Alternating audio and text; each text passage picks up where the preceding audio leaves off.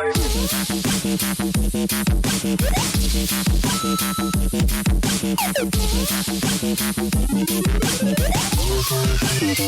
me your moves.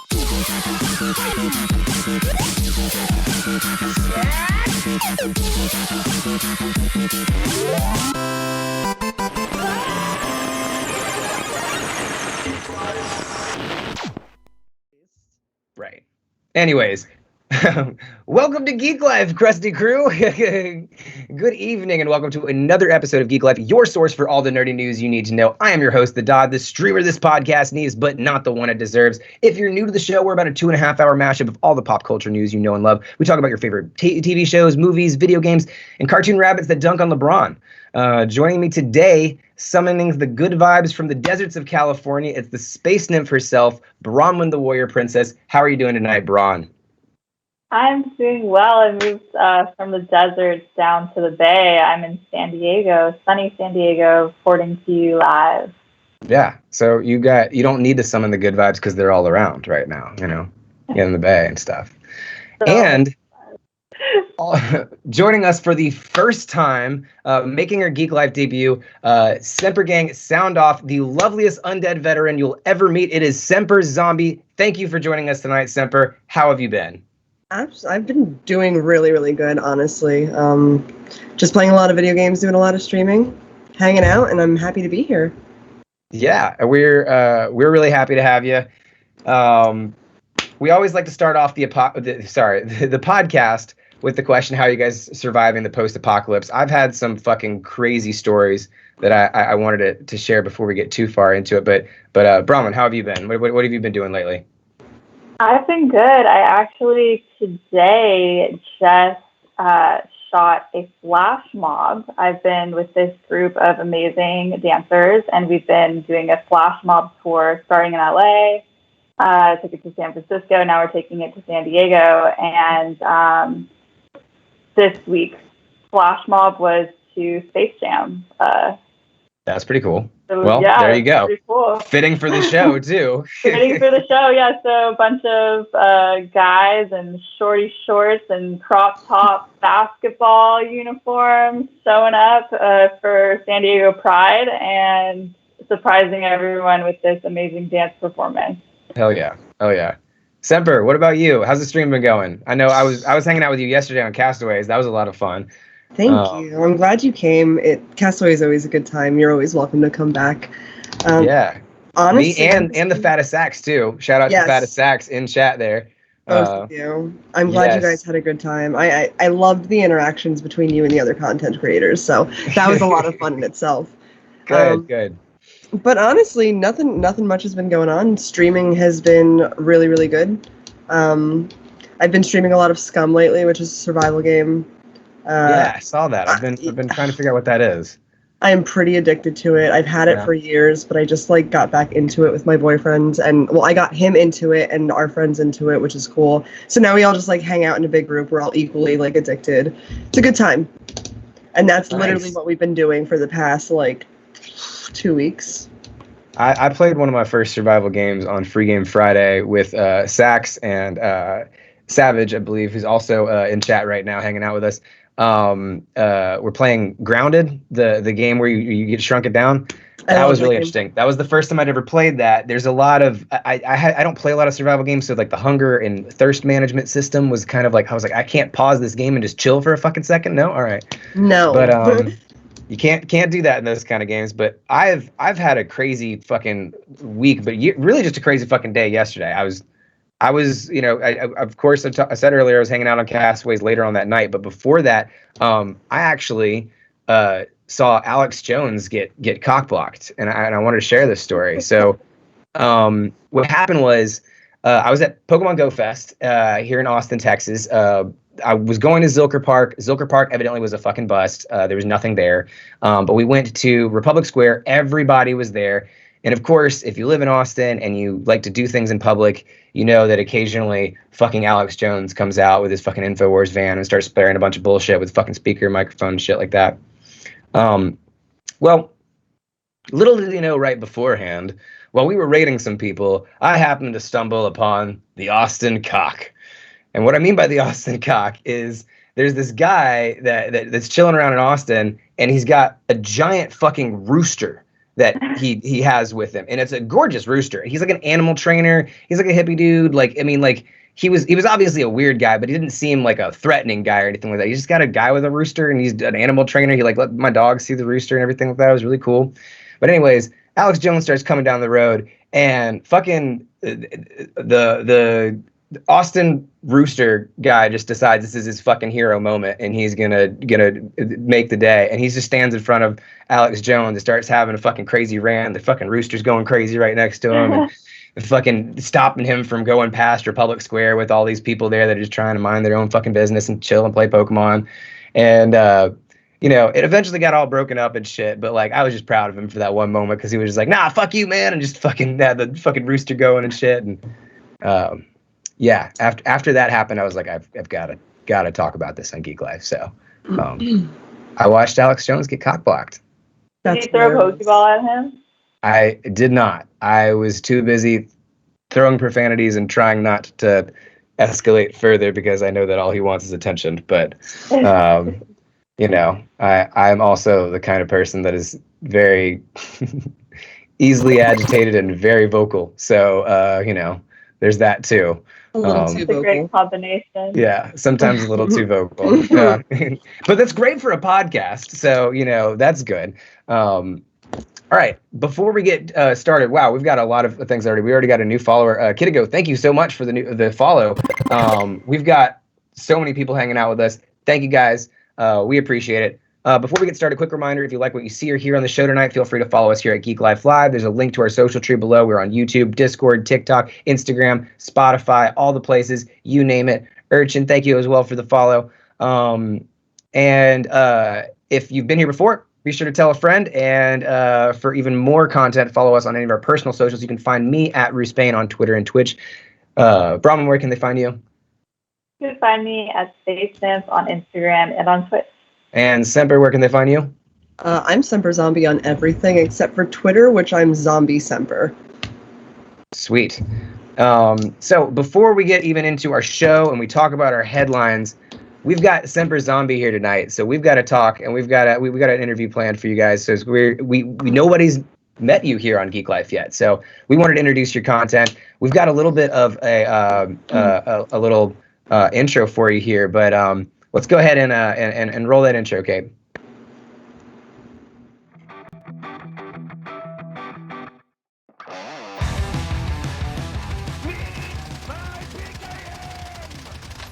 Why do you think that you can build? You're a woman, and you tore my house down.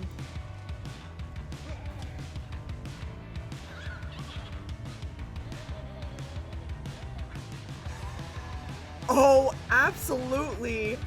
This just in, I have never denied being a bully. I am. I bully the bullies. I bully all of the bullies all of the time. All right, welcome to the the second ever fireside chat we've ever had, but we're super stoked to have you here at Semper. Welcome to the show.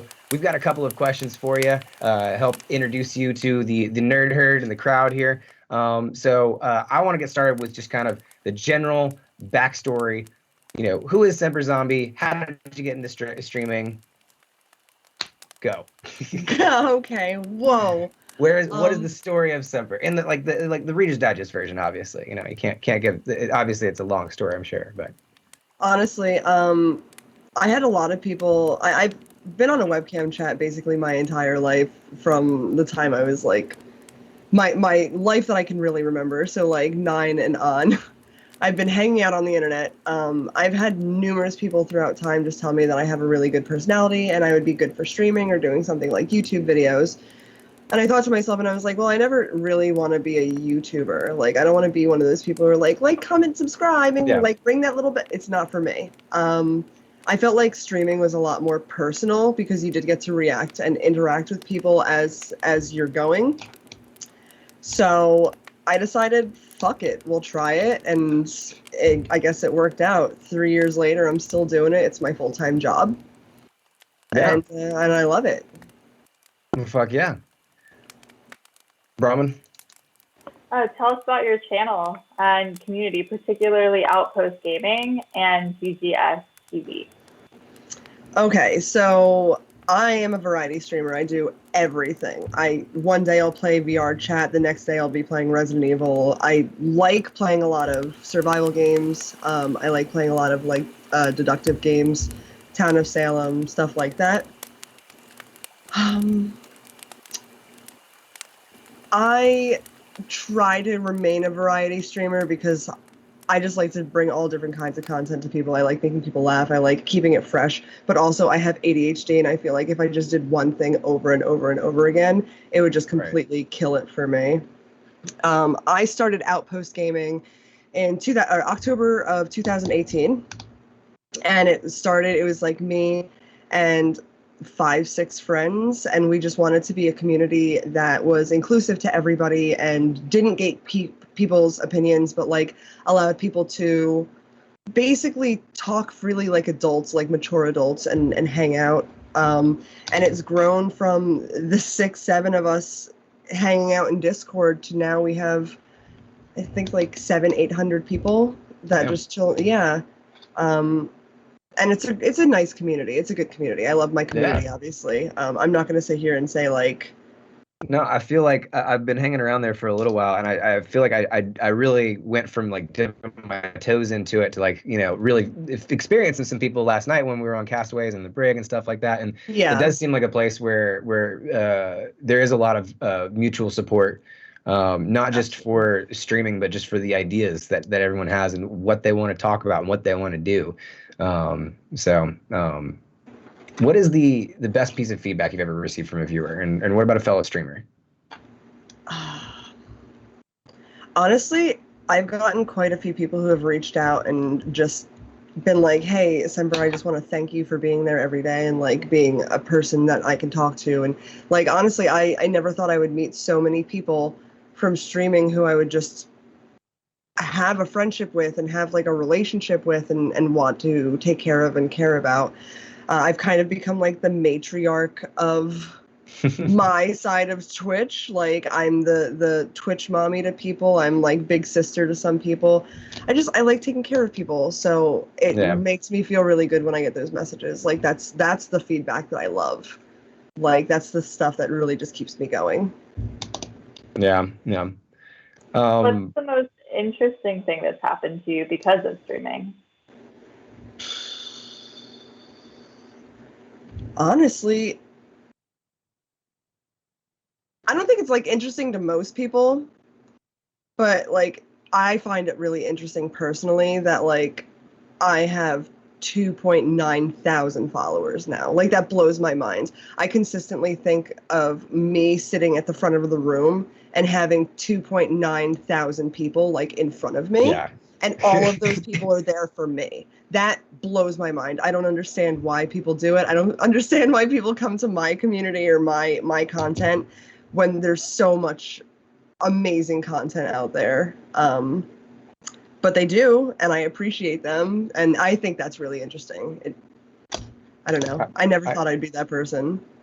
I used to work with a lot of, you know, bands and artists and stuff like that that were performing at venues and things like that, and like thinking of like people that come to your show and actually watch you live and things like that. Maybe that number is a little bit lower, but then like the followers to me were always like the people that, you know, are going to see your show on the list and want to go to it, you know, in that sense. And to me, like, there's a rewarding sense in Twitch where you can have that metric of seeing that, and it can sometimes get pretty mind-boggling. There are times where I feel really defeated by Twitch and the metrics, but then at the end of the day, I get happy with like, you know, wait, there's like what, you know, 5 or 10 people at least that wanted to watch me play video games tonight. I mean, that's pretty fucking cool. There used to be none, you know. So. But that's like sitting in a room with like 6-7 friends just hanging out, and that's cool too. Like I think that's like the main thing for me. And another really interesting thing to me is in the beginning I had this mindset of like, oh yeah, like maybe one day I'll be a big streamer, like maybe, like, but it was always far off. And now it's like I'm working on partner and I'm stepping back and going, do I really want to be partner? Because like I don't know if I could handle like 100, 200 people in my chat, and I feel like at that point it becomes really like non-personal. And I'm like stepping back now, which is interesting to me. I'm stepping back now and really going, do I want to do this anymore? Like, am I cool with just remaining an affiliate and just streaming to these X amount of people? Yeah. That's interesting. Well, with that said, like, how do you balance streaming and your day-to-day life? Well, I'm a full-time mom. Yeah. I'm a full-time single mom, so I have my kid all day, every day. Right now, actually, he's with his grandparents up at a lake where they live, so he's having a blast.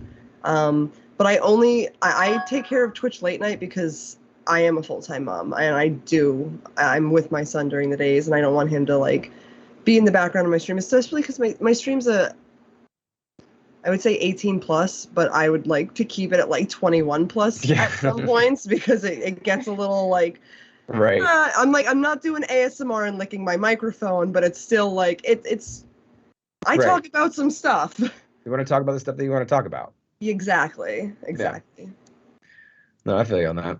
And that's why, you know, we still run the stream as an 18 plus stream because it's the highest rating we can allow it on. But, you know, we've always wanted to be content that doesn't stray away from hard conversations. And, you know, for hard conversations, you need to be able to talk about rough subjects. So exactly.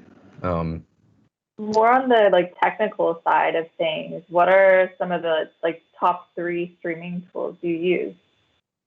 Oh my god. Okay, so Streamlabs OBS. I liked it way more than I just liked regular OBS. Yeah. People say it's not user friendly. I think it's user friendly. Maybe it's because I learned on it. I used to use XSplit. It's trash. If you're gonna start streaming, please don't use XSplit. just steer away. I use Streamlabs too. Yeah, it's a lot easier. So I guess that's one. I would say Streamlabs chatbot is one that I just started using probably like 2 months ago, maybe 3 months ago, and I'm about it. Like, it's made commands easy. I have sound commands now. I feel like an official streamer. That's pretty cool. I know that Cape's been working on some sound commands for his stream that have been pretty neat. But sorry. But yeah, no, there was so Streamlabs, and you had Streamlabs chat. What else? Streamlabs chatbot. And actually, a friend had got me into something called Chatterino. I don't know if you know about it, but basically it's like a program that you can just keep on your desktop, really small, and you put what streams that you want to take, like, that you want to just like be able to keep track of, and it'll tell you when they're live. You can click on the tab, it'll show you their chat. You can like, it's easy to tab back and forth through chats, which is why I like it, because I'm constantly supporting, like I have 4 streams open usually, just like half screen, and because I like supporting people. Yeah. So so that's a really good one too.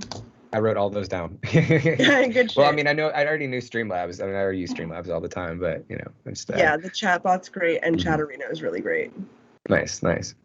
What advice would you give to small channels trying to reach partner? Stop looking at your numbers. Yeah.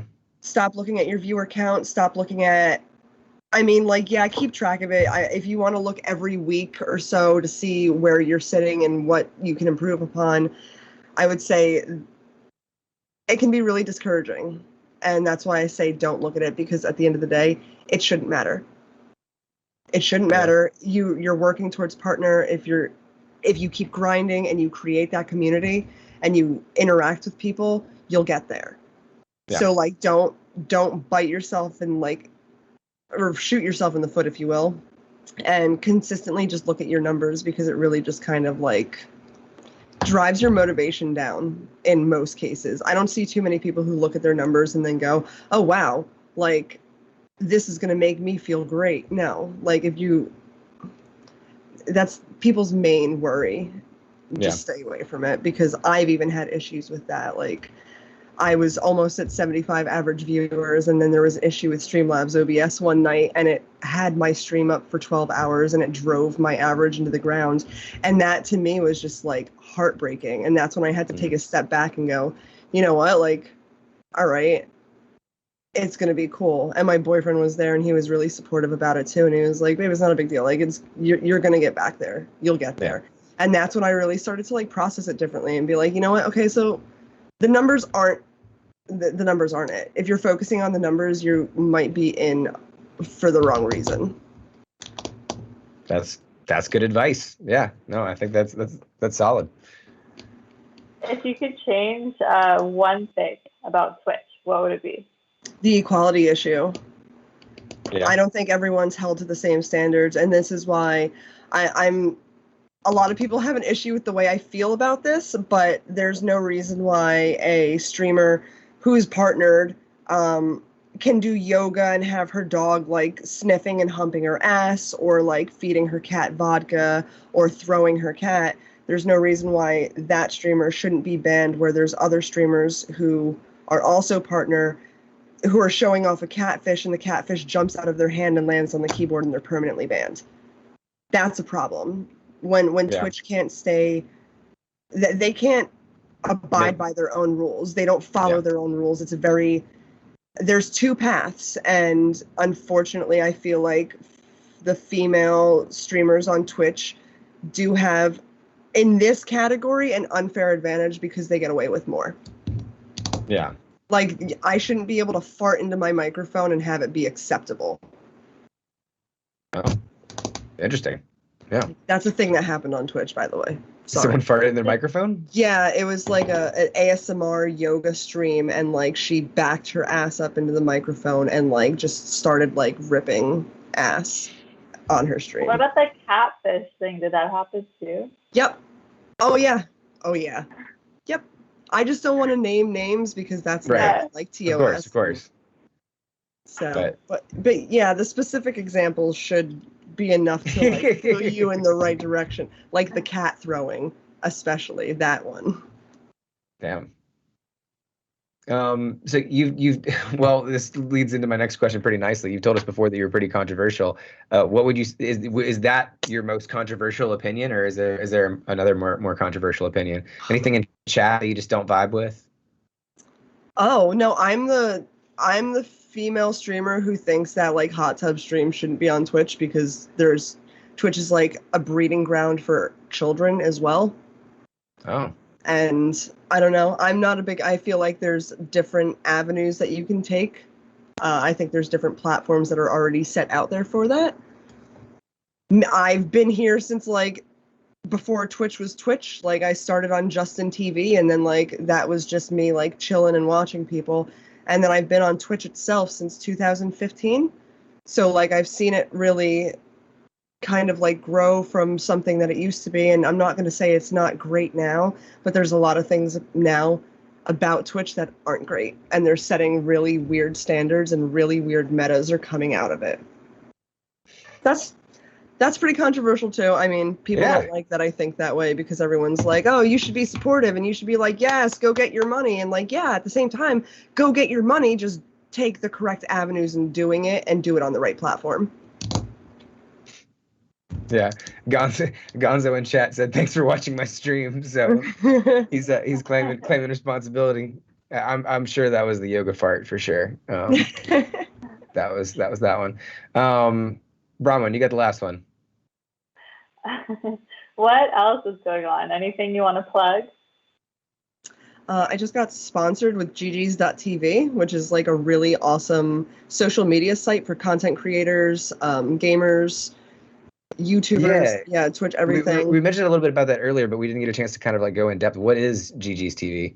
So for the older people in chat, there used to be a thing called MySpace, and it was amazing. And you could have like a top 8, and you can showcase your music, and that's what gg's.tv is, except it's all gamers and content creators. So if you are looking to network, or you're looking to meet similar like-minded people, or you're looking for tournaments, that's something that you can actually go to and create a profile for free. And It's great. Honestly, at first I was like, oh great, it's going to be another fucking social media site. Like, we need another one. But then I went there and I signed up and I used it and I was like, they actually have something good going on here. Even before I was sponsored, I would constantly be like, hey, you guys should check out GGs.tv. Like, you should check this out. It's really, really cool. You should be there. I don't shut the fuck up about it. My chat hates me now because I don't shut up about it. But yeah, it really is great, and I wouldn't be endorsing it if I didn't think it was a good thing that could actually help people. Awesome. I'm going to have to check that out. GGs.tv. Greasy Gamers, right? That's what it stands for? It used to be Greasy Gamer. They changed to GGs.tv because they didn't feel like the name Greasy Gamer was like, it didn't really fit the group. It's not really a good connotation. Like, you think of a Greasy Gamer, you're going to think of like a South Park episode of some fat guy with like a stained shirt playing World of Warcraft, you know? So probably got a smell in there too. Yeah, like old mattresses and cigarettes. Right. Kind of like, I think that's the way Kid Rock would smell too. Probably something along those lines for sure. Well, we are super stoked to have you on the show tonight, and hopefully more times in the future. Now that we're no strangers in the room, we've got more of the show. It's time for this week's headlines. We've got some great stories for you guys. Bronwyn, hit them with those headlines. Thanks, Saw. First up, Marvel's Loki is renewed for season 2 on Disney+. Disney+ has renewed its Marvel series Loki for a second season. The renewal was announced midway through the end credits for Loki season 1 finale, where the anti-hero's case file is branded with the stamp "Loki will return in season 2." I, for one, can't wait to see what multiverse of madness Loki finds himself in next season. Next up, Marvel's Spider-Man 2, rumored fueled by deleted Instagram posts. A deleted Instagram post fueled speculations about a sequel to Marvel's Spider-Man from Insomniac Games this week. The post in question came from actor Najee Jeter, the actor who lent his talents to Marvel's Spider-Man and Marvel's Spider-Man Miles Morales as the voice and motion capture actor for Miles Morales. Jeter's post showed the actor once again donning that motion capture attire, which was apparently all it took to generate more talks of the new Spider-Man game. The post was shared by Jeter and deleted the same day on Tuesday, but not before other people took note of it. His post showed the actor wearing the motion capture gear with no identification of anything Spider-Man related at all. But given the actor's roles he's known for, the possibilities are narrowed down to just a few potential projects, one of which potentially being a new Spider-Man game. Then Deadpool joins MCU in Free Guy trailer breakdown with Thor's Korg. Ryan Reynolds' Deadpool has just made his first official appearance in the Marvel Cinematic Universe in the most unexpected place possible. Reynolds suits up as Deadpool to promote his new movie, Free Guy, alongside his co-star, Taika Waititi, who reprised his own MCU role as Korg from Thor Ragnarok. While this is ostensibly a meta-layered promotional ad for Reynolds and Waititi's new film, it is also a milestone in Marvel history as Ryan Reynolds' Deadpool officially makes the transition from 20th Century Fox's old X-Men movie franchise into Marvel Studios' Avengers franchise. The video was released by Ryan Reynolds himself with the caption, "Two members of the MCU YouTube react to the upcoming film, #FreeGuy," featuring Ryan Reynolds and Taika Waititi. Free Guy in theaters and definitely not streaming on August 13th. While fans will have to continue to wait for an actual debut, the video was a fun way to promote Free Guy for sure.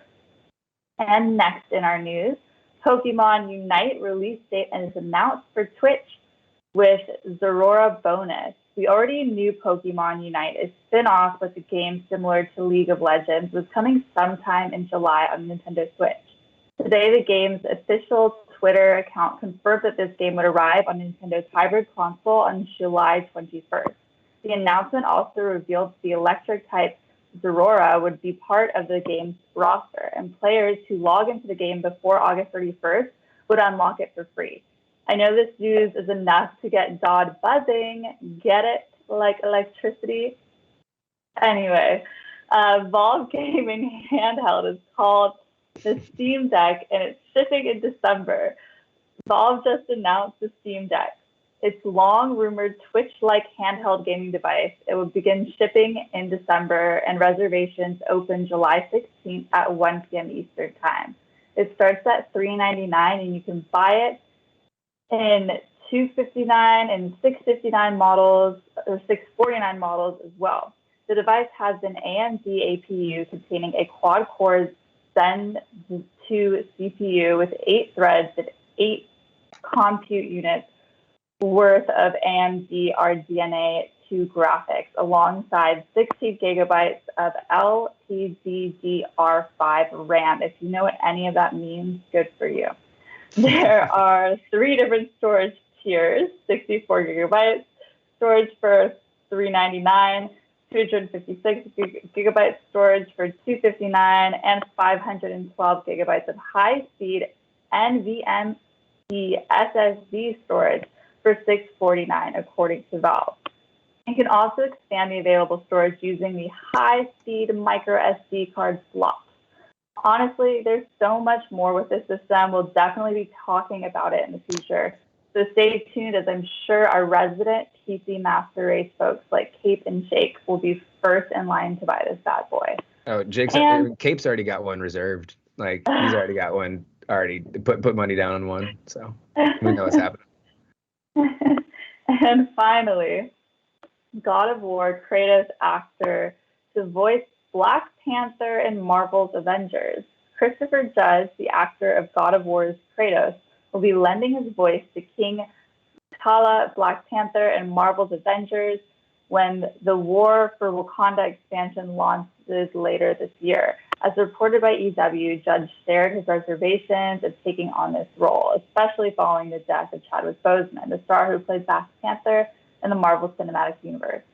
I turned it down straight away, Judge said. There's many Black Panthers, but I really didn't believe that anyone should ever do T'Challa again after Boseman. The actual talks proceed, and basically I wound up doing it because my mother and my children said if I didn't do it, they would disown me. To be quite honest, I was fearful of being compared to what Chadwick had so wonderfully done, Judge continued. The only way I could really wrap my head around it was to not even attempt a voice match, to let my performance stand on its own. I put all that into it, and hopefully people like it.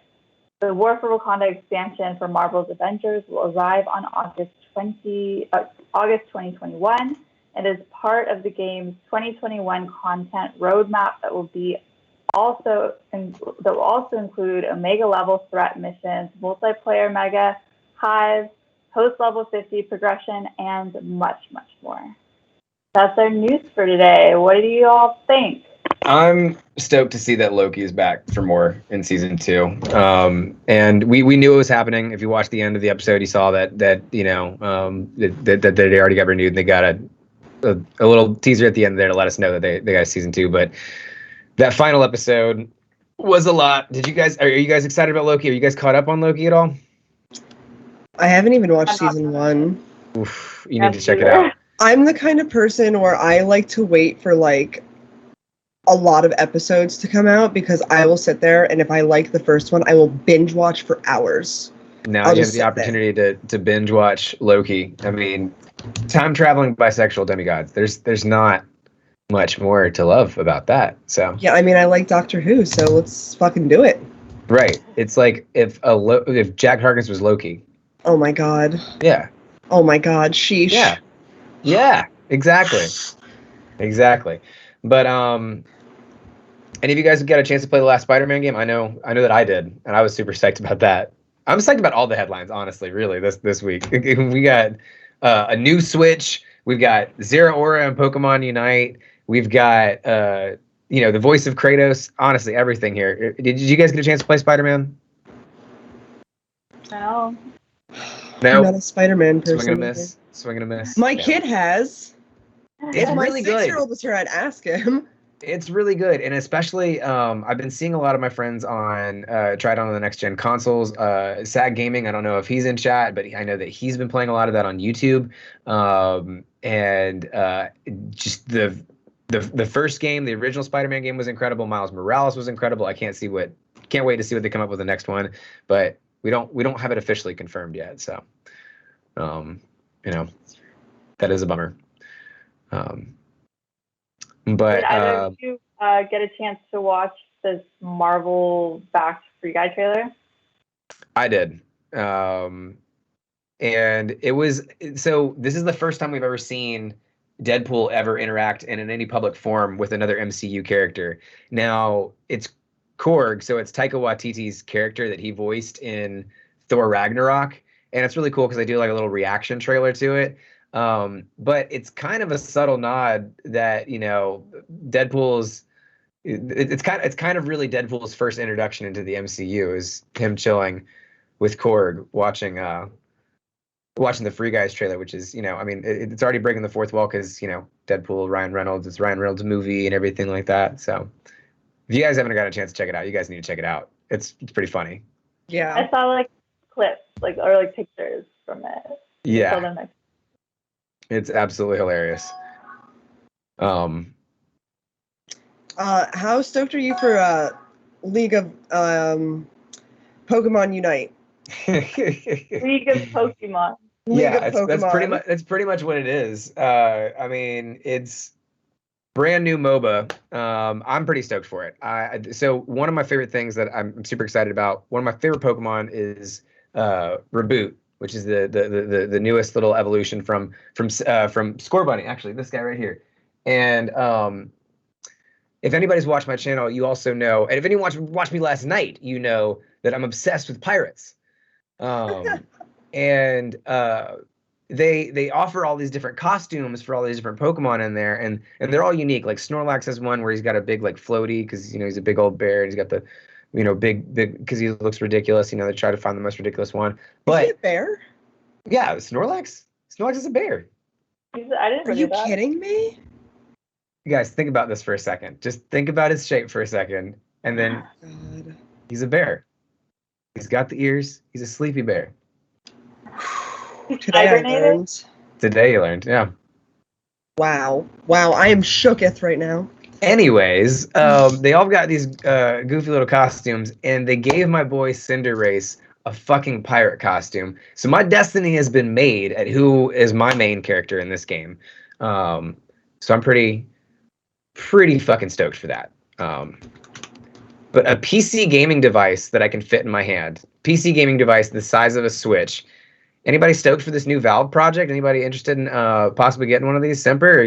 What do you think about this? Oh, I'm so 50-50 on it. Half of me wants to get it. Half of me is like, wow, it's just another Switch. And I already have a Switch. I am probably going to wind up getting it. Sheerly for the fact that I'm going to try to play World of Warcraft on it in some way, shape, or form. I want to see if I'm going to be able to do it. And if so, it'll be perfect. And yeah, I'll be happy about it. But I'm very 50-50. I think Steam is just kind of jumping on the handheld device thing. I don't know. I'm going to have to see what people say about it. I mean, the Switch is one of the number one selling consoles out there. And it's the number one console that I see people thinking about even buying multiples of. I've been thinking about buying a third Switch, which I think is just absolutely fucking crazy. But yeah, they came out with that new OLED one, the big one with the wider screen and everything. And just, I was like, it's not a big improvement, but kind of need one for downstairs. What's happening in chat? Some people are saying that Snorlax is a cat. Snorlax is not a cat. That is not. No, it's not a cat. It's a bear. What's an ursid? An ursid? It's a bear. Is oh a bear. My god, Jesus Christ! It's a bear. I didn't know what an ursid was. What's going on in chat here? We got arguments about being a cat. There's some people were saying that Snorlax is a cat. No, no, that is false. Snorlax is a bear. He's clearly a bear. He's a giant bear. There's no cats that are that small. Ursids are so cute, though. You missed that. Yeah. Oh, I can see it. Now I'm looking this up. Yeah, do Ursid animal and then look at the brown bear from Pinterest. Oh my god, it looks like a little teddy. That is the most That is a bear. That is a model. It is a pretty bear. It is a pretty bear, but it's a bear nonetheless. Oh my god, I love bears though. I am stoked to play Sea of Thieves on this. That was the first thought I had. And if I can play Sea of Thieves anywhere, I feel like that would be really that's a clutch move. That would be a lot of fun. I've had a lot of fun. I've just recently gotten Steam, so I haven't gotten a chance to play. Really, I feel like everything that's on there, but I've also gotten distracted by all the games that I've played, all the free games I've played. Shout out to Free Game Friday here on Geeklife. I've been able to fill that easily full of content with all the games that you get on Steam. So I'm stoked for anything that gets me more access to my Steam library right now. Thoughts on the new voice for Black Panther? I think I mean the voice actor for Kratos is absolutely fantastic, and I think his decision to really do something that's different than Chadwick Boseman is a solid decision, and kind of have his performance stand out. Semper, what do you think? I can understand why people are apprehensive about it. Yeah. Mainly because I think they want to just like keep that as like a memorial now. But I feel like if they were going to pick anyone for the voice, that's the voice to do it. It's a good voice. Right. It's a good voice. He's a good voice. Did you know that he was on Stargate? I did not. Yes, Christopher Judge is the actor. He was I can't remember what his name was on Stargate. I'm gonna probably look that up real quick. He was so. Now I have to look it up. Yeah, Christopher Judge is. Let's see. Oh, he is pretty. Yeah, Telek. I didn't watch Stargate. Bald dude, with a little gold thing on his forehead. Yeah. Yeah. I'm looking at him now. Yeah, he is pretty. Yeah, he's very pretty. I would not especially put some that mascara. Voice to that face. Yeah.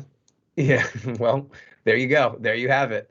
It's been revealed. So I think it's a great choice. And if you've ever played any God of War games, you know how fucking powerful and how how really deep he gets into his character. And one of the things that about those games, they're beautiful in all aspects, but the sound wise, I mean, Christopher Judge absolutely nails it. So I can't wait. I'm more interested in seeing what he could possibly do with this now, because I played the Avengers game. It was kind of lame. And this Wakanda mission has been kind of like something that may possibly get me back interested into it.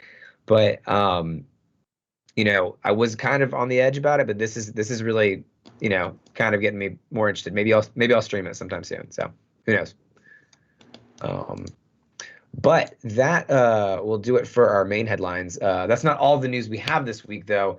We have our top story this week is the Lola Bunny outrage. Yes, the bunny boobies that went bye-bye. If you're not up to date in the latest furry rage, during production of Space Jam 2, director Malcolm Lee decided to rework the character design of Lola Bunny after finalizing the ensemble cast. In prior interviews, he shared his surprise when he first watched Space Jam and explaining his unease when he witnessed the sexual objectification of Lola Bunny. As a result, Lee focused on adding a greater depth to the character, emphasizing her skill as an athlete and a leader. He also sought to remove any type of unnecessary sexualization when it came to her animation design. However, when EW released its cover of the Space Jam 2 cast a few months ago, many online commenters reacted negatively to the change of Lola Bunny's appearance. He added, "I had no idea that people would be up in arms about a bunny not having boobs." Zendaya, the voice actress for Lola, had this to say: "I didn't know that it was going to happen either. I definitely know we love her, but I know that it wasn't going to be so much of a focus as it was. But I understand she's a lovable character. She's very important, so I get it." First off, has anyone gotten to see Space Jam? I got a chance to see a little bit of it earlier today. Have you guys gotten to see any of the redesign? We got a little picture of it up there for our image, so it can help you out a little bit if you haven't. Yeah, I've seen the redesign. Yeah. What do you think? I don't know why people are taught so. Yeah. I don't really see what there's. That was my thoughts exactly. Like, when going through this. Semper, what do you think about the redesign? I haven't seen it. However, I grew up in the 90s with the old Lola Bunny, so I understand why people again are a little bit upset because they're like, it's the fan service aspect of it. However, am I offended that the bunny doesn't have tits? No, not really. I mean, she still does. You can tell by her shirt that there's creasing there. She doesn't have to be overly voluptuous. Like, I enjoy the aspect that they are trying to be a little bit more modest, and I don't understand why people are so upset about it. I could be like, oh man, like, well, the old Lola Bunny looked better.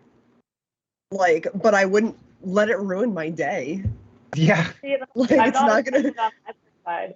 I don't care that she had tits. Like, that never offended me, and now I don't care that she doesn't have them. Yeah, it's the character herself. It's more than just her body shape. Right. Like, she grew up. What can, like, she's not a 90s bunny anymore. She's a 2020s bunny. Like, Right.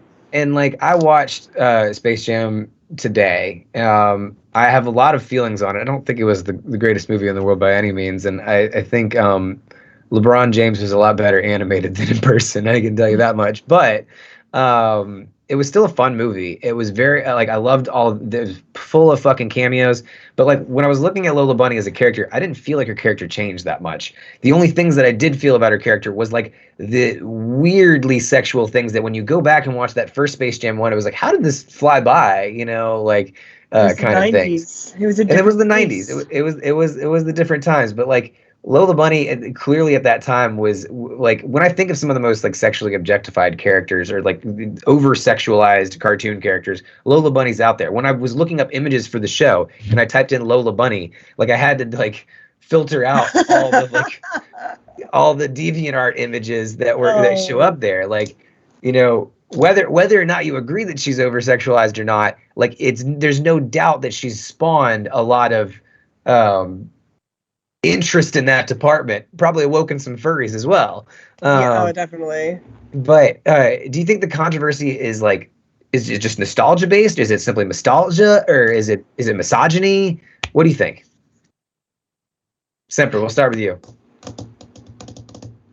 For me, the part of it that bothers me is nostalgia based. Like, however, like I said, I look at her and I'm like, okay, well, like, she's wearing that, like, low-cut crop top. That was a thing in the 90s. She's wearing those short shorts, like the matching outfit. That's a 90s thing. They kept it the same. It's still a matching outfit. There's a little plunge neck there. Like, you can tell she still has boobs. I don't think this should really be a thing that's causing issues with people. I really don't. Like, yeah.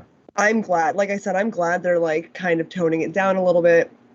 There's been over-sexualization of cartoon characters throughout the 90s. It's a different point in time. Like, we are trying to steer away from that. There's a lot of shit that happened in the 90s that wouldn't fly today. Right. And that's just the way it is. Like, change isn't necessarily a bad thing. Change can be good, too. So, like, if you're really that hard-pressed about Lola Bunny, then just, like, look at the pictures of old Lola Bunny. Google's an amazing thing. Yeah, there's plenty on DeviantArt, and I can tell you that much from doing the images for this damn show. What do you think, Bronwyn? Is this nostalgia based or is this misogyny based? Bronwyn? Did we lose Bronwyn? Uh-oh. Oh no. Okay. Well, hopefully we get a reconnection from Bronwyn there, but we're just gonna keep on plowing through. So I feel like we feel like people aren't right are in the wrong about being upset about this. Like people are not right to be upset about this, right? Does that make sense? Yeah, I mean, I don't want to say people are right to be upset about it. I would say people have the right to be upset about it. Right. Do I think it's a good reason to be upset? No. If you're upset about it around me, am I going to make fun of you? Probably. Right. But yeah, anyone has the right to be upset about anything. Yeah. That's just feelings. That's fair. I don't think people are right to be upset about this at all. I think that it can definitely get to a point where it's toxic and it starts to harm other people when you cling to stuff that is so like you have to understand why you're clinging to it. It's not a bad thing to yearn for nostalgia. It's not a bad thing to kind of lean into some of the things of how they were in the past. I play Pokemon, for God's sakes. Okay, I get it. But there are some things where it's like you need to look back and understand, like, there are some things that need to change, and the reasons why they change sometimes are a good thing. And I think that, like, again, Lola Bunny in the show, she was still confident. She was still like a very much a leader kind of character, and I feel like that was still consistent with who she was in the first Space Jam 1. It just didn't have her, weirdly wiggling her ass in front of the thing the whole time, So, but people saw Zendaya's comments as defense of the fans. Do y'all agree? Bronwyn, do we have you back yet? Are we? Yeah, I think I have better No worries. here. What do you think? Do you think that Zendaya's comments, and I'll read it to you one more time, because I know we talked about it at the beginning. She said, I didn't know that was going to happen either. I definitely know we love her, but I didn't know that it was going to be as much of a focus as it was. But I understand because she's a lovable character. She's very important, so I get it. People saw that as defense of the fans. Do you agree? So, I mean, she says, like, I understand, I get it. So I feel like if anybody hears that after, like, they say a certain point, they're like, oh, she's on my side. Like, yeah. I don't think that's how it was meant to be, but I think that's how people perceived it, just based on that, like, specific language. But no, I don't think that. Because they kind of, like, went back to say, like, that Zendaya was, like, going up against, like, they try to make it sound like, or at least people online were making it sound like, or headliners, that's what I need to say. Headliners are making it try to sound like Zendaya was, like, speaking out against the director for that decision to do so. And to me, it doesn't sound like that. Semper, do you get that same vibe? Yeah, I also don't think it sounds like that. It sounds like she is trying to take a very neutral, like, devil's advocate standpoint. Yeah. She's keeping a very neutral opinion there. She said, I don't know, I didn't know it was going to happen either, but right. I understand. It's not saying that, like, oh, I understand and condone. Like, she's saying, okay, like, she's playing it very she's being Switzerland right now. That's what she's doing. Yeah. She's saving face. She doesn't want to disappoint either side of the situation. So I can understand that, especially in the position that she's in as a woman who is an actress. Like, I think she did the right thing there. I think she took a stand and she was like, you know what, like, I get it, but I don't I didn't know it was going to happen either. It's like she didn't make people feel that way. So I don't think it's like defense for the fans. I think it's just her saving face. Yeah, no, I agree too. I agree as well. And I think she did excellent in the role. So I think she knocked it out of the park. Lola Bunny was not any complaint I had about the movie whatsoever. I did have complaints, but it wasn't about Lola Bunny. Anyways, that will wrap it up for the first half of the show. But don't go anywhere. When we come back, we're going to be diving deep into this week's deep dive on oversexualization, speaking of Lola Bunny, and in the industry, and then giving you the top 10 media changes that caused by real-world events in this week's Top Zen. So stick around. We've got more show coming to you in 5. Don't go anywhere. Be right back. Peace. Deep dive for you today. So with all this talk about Lolita Bunny, we've had all one topic on the tip of our tongues. What's the appropriate amount of sexy for a kid's movie? And the answer is actually not that surprising in this day and age. Sexualization of characters is a complicated topic, especially if these are animated cartoon characters. But that doesn't stop Pixar from giving every mom a dump truck ass with, and we have very little complaints in that department. We are a very sex positive group here, right? But where do we draw the line? How far is too far? And are these issues overcorrecting in one or the other direction? Tonight, in the long-standing Geeklife tradition of uncomfortable deep dive topics with first-time guests, we are talking about oversexualization. First off, we love our definitions here. So oversexualize simply means to make excessively sexual or apply a sex role to. And over the years, we've seen quite a few roles do just that. What potential harm comes from over-sexualized characters, and why is that harm so common? And why is it, and if it is harmful, why is it so common? Brahman, let's start with you. So I think that see, potential harm. It can be harmful in the sense that it just shapes people's like expectations of what femininity looks like and what a woman is supposed to look like to please like the like gaze of a man. And I feel like that is super harmful. And if you're consuming this content at a young age, it trains boys to look for that in a girl, and it trains girls to want to look like that in themselves. Yeah. Semper, what do you think? I kind of feel the same way, actually. I can understand why they try to do it. Obviously, fan service, they want to appeal to all different types of people, whether it be kids to adults. You know, I get that. But growing up as a female and experiencing different variations of like, people think I'm confident and I'm not. Like, I have a shit image of myself, and it's because like I directly think it's because growing up with these video games, like I grew up with Tifa, and Tifa had the biggest titties in like video game history. Like Final Fantasy VII was that game. And I remember being a kid and being like, that's what I want to be like. Like, Yeah. I looked at her and I was like, this is what a woman is. And like, now I'm 30 years old and I have the fucking body type of Plank from Ed, Ed, and Eddy. And I'm like, what the fuck is happening here? Like, I'm still like, it rewires your brain, and it is setting up our daughters and our sisters and like people in our lives to feel inept and not able to, like, it really starts to eat away at you, because it's not just video games anymore. It's video games, it's movies, it's commercials, it's ads, it's everything, and they're directly targeting our confidence. We're not pretty enough, we're not skinny enough, our boobs aren't big enough, our ass isn't big enough, our waist's not, like, the waist isn't small enough, you have to dress a certain way, you have to look a certain way. It's bullshit. Like, just be your fucking self. That's how I feel. That's directly why it's harmful. And same thing for like boys, because like honestly, males get over-sexualized as well. Yeah, and that certainly can set in a definite really environments.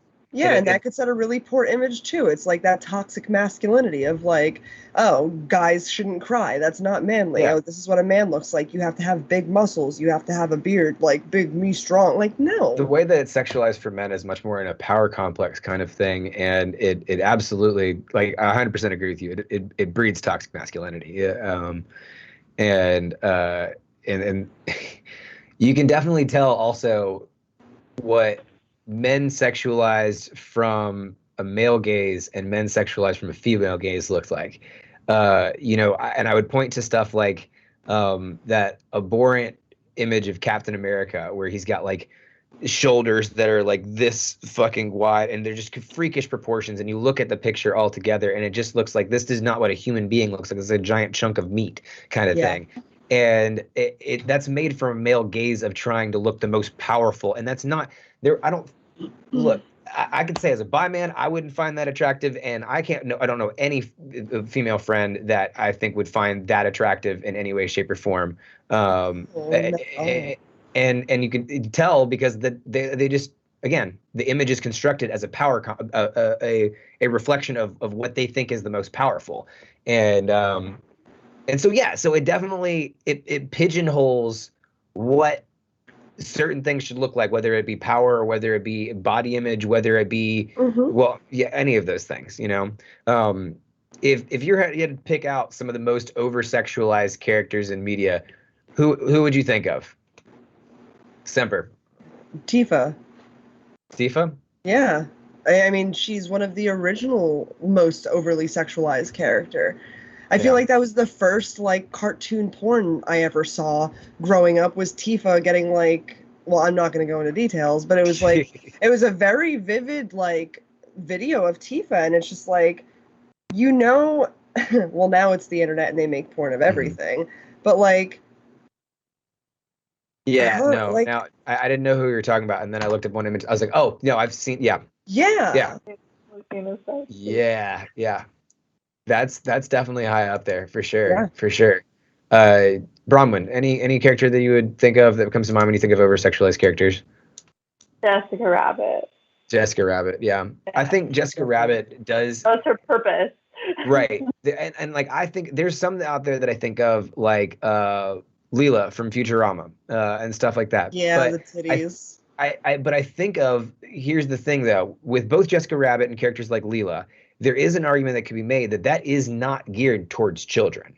That is geared towards adults. And so that is maybe a different context. But what about Mrs. Bellum from the Powerpuff Girls? Cuts off at her head, all you see is titties, skinny waist, big ass. That's directly targeted towards kids. I'm not saying there's ones that don't. Like I'm saying that there's sometimes, to me, seems like there could be some instances where like it's not that it's not as more juxtaposed as it should be. Like those characters, that example that you're talking about in Powerpuff Girls, yes, that is a really fucking weird, like, dehumanizing example.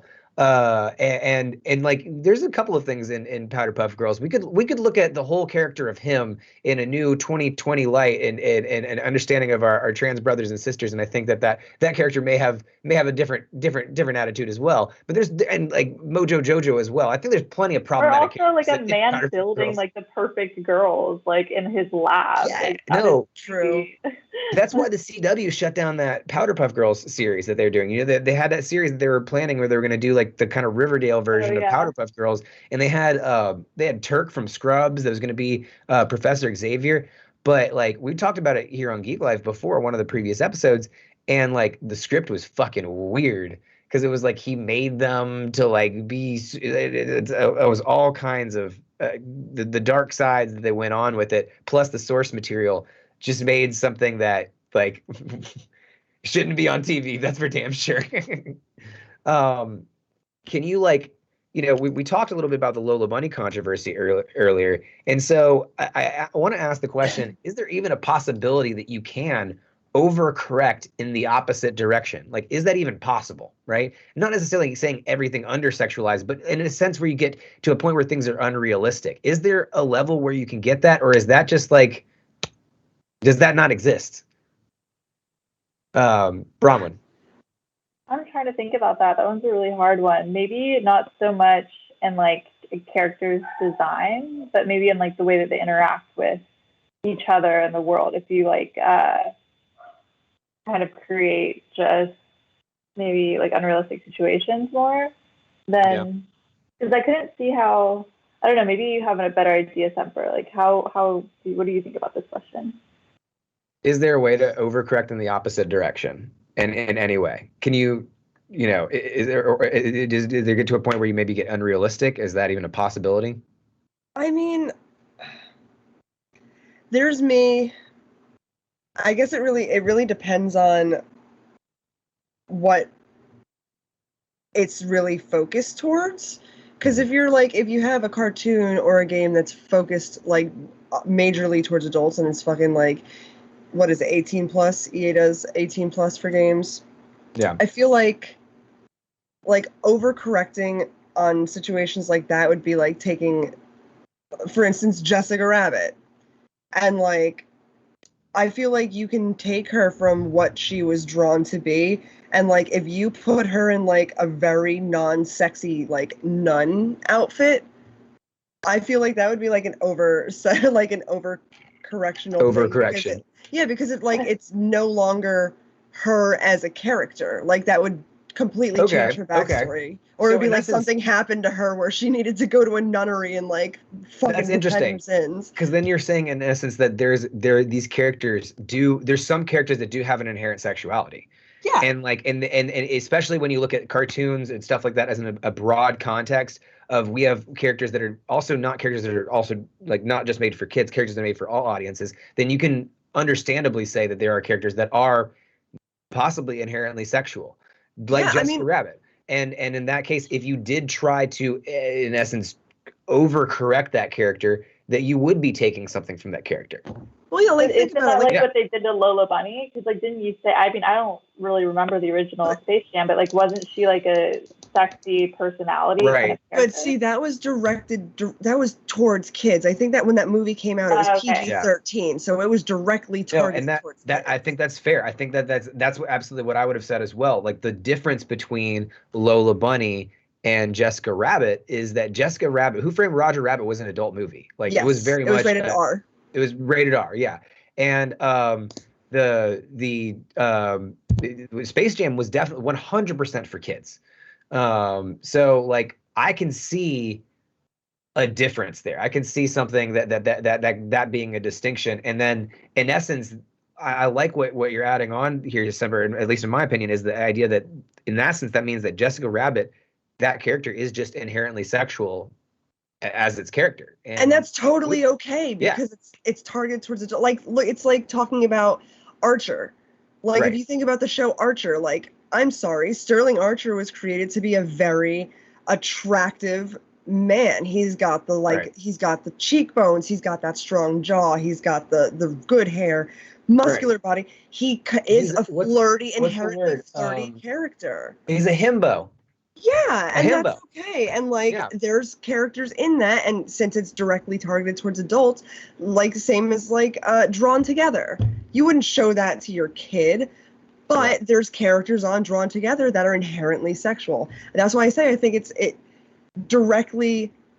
You have to look at it piece by piece. You have to look at it every situation on its own. It's not so black and white because some things are targeted towards adults, some things are targeted towards kids, and then you have that gray area where you can really start playing with things, which is like the PG-13 movies, because then you have like a little aspect of sexuality because you're appealing to 13-year-olds who are generally going through puberty.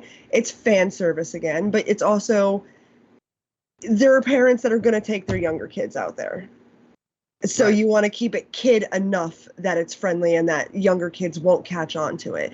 Because I know when I was a kid and I was watching Who Framed Roger Rabbit, I didn't put second thought into most of the situations that they talked about. I didn't care that her tits were out because I wasn't in that mindset. My brain hadn't developed to the point of like, oh, well, like, that's what sexy is. Like, I didn't know what sexy was. Mind you, it's not the 90s anymore, and kids are learning about this a lot younger. So that's why I think it's not so black and white. It's definitely something you have to look at on a case-by-case basis. Yeah. No, I think that's really interesting. Littlest Nelly put in chat, I think it's unrealistic to portray a world without sexualized characters. Like, for some individuals, it's empowering, and that should be valid. But those people should be represented by equally complex characters. And I think that that's a good point, is that like there does become problematic characters that you have when you portray them only for sexiness. And I think that, you know, it's problematic, but it's not like, it's just problematic. It can be toxic to images just to portray something of just sexuality and not portray the complexity of all that sexuality is.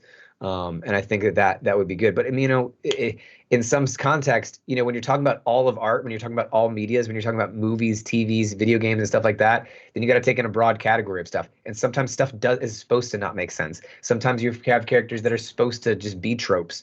And you know, I would say in those circumstances, you got to play carefully. Can I just touch upon this one more, because I also think like you have to keep it interesting enough that like parents are going to want to be able to sit through that movie with their kids and also enjoy it too. There has to be some kind of enjoyment factor for that. So like, I mean, even look at cartoons, look at SpongeBob.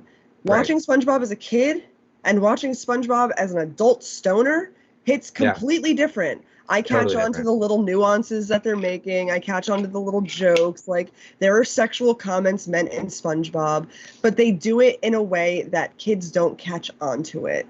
Right. If you can find a way to produce a movie or a game or whatever you can while keeping that in mind, I feel like it works out. I feel like that's the 50-50 like mutual standpoint on things where people would be like, okay, it works. I think it not only works out, it's like kind of a creative masterpiece when you finally get it all working together and you can line those things up all on the same pace. Yeah, you know, and have those jokes that do hit above that level of your target audience so that, you know, the parents watching can enjoy with it. What do you think about that, Brahman? I think that, there is like an art to that. And what I wonder, though, if we think that it's not affecting us as a kid, but like subliminally it could be, or like in a more like a deeper level. Because I think that kids catch on to more. That's true. That's true. fair, But I yeah. do feel like I've had that same experience. I feel like with SpongeBob, watching it again as adult stoner, and it does feel like completely differently. And then for me and for me and from what I'm hearing with Semper and other people I've had experiences with, it does feel like, oh, there were so many things that I didn't catch. And so I think Yeah. that could be an example of it being good. I think stuff like Ren and Stimpy, if you go back and watch some of the Oh stuff my there, God. like that kind of stuff, like I do not know how that flew, because that stuff like was not subtle. Like he would be like Not sawing subtle. into his back, that none of that was subtle at all. And so I think that to me is a kind of like a, it's kind of a part of the art of it, being able to stack those layers and have stuff that's a storyline that exists in here, and then have those jokes that kind of fly above the radar of your target audience to only resonate with the adults, and not, Ren and Stimpy it, Okay, I but guess. Ren and Stimpy molded a lot of us as a kid. Same with like Beavis and Butthead or Daria. Like, Yeah. those were the shows that your parents didn't want you watching, but you still found a way to watch them. Futurama. Yeah, absolutely. Like, 100%. and I feel like no matter what you do to limit the sexuality and things, people will still go out of their way, even as kids, because I was that kid. They'll go out of their way because they're curious. Human beings are curious. They will find a way to find it anyway. Rule 34 is a thing. Like, you can keep something as non-sexual as you want, but we have the internet, and it takes one Google search without a filter to find any cartoon character or movie character butt-ass naked in like 47 different compromising positions. You heard it here first, folks. Hot take. Hot take. No, it's true though. It's absolutely true. That is actually one of the. I'll actually ask this question now. Is this even a solvable problem, or is this kind of Rule 34 territory? Like, is it something that's always going to exist? I think it is something that, to an extent, will always exist, because you do have media that branches, as we said before, across different generations. Like, what may be appropriate for Space Jam, it may not be appropriate for Futurama, but the things that were in Futurama, I wouldn't argue weren't appropriate for the demographic that it was going to. Would I argue that Leela is sexualized? Yeah, I would definitely say in certain episodes she's sexualized. But again, for the audience that it was meant for, I think that it is sexualized to a degree that the audience that it was meant for can understand. It made her more of a realistic character. Made her more of a not a realistic character, but a rounded character at least. I think that's a balancing act. There is definitely, you can even have it in a medium that's for adults and still over sexualize characters.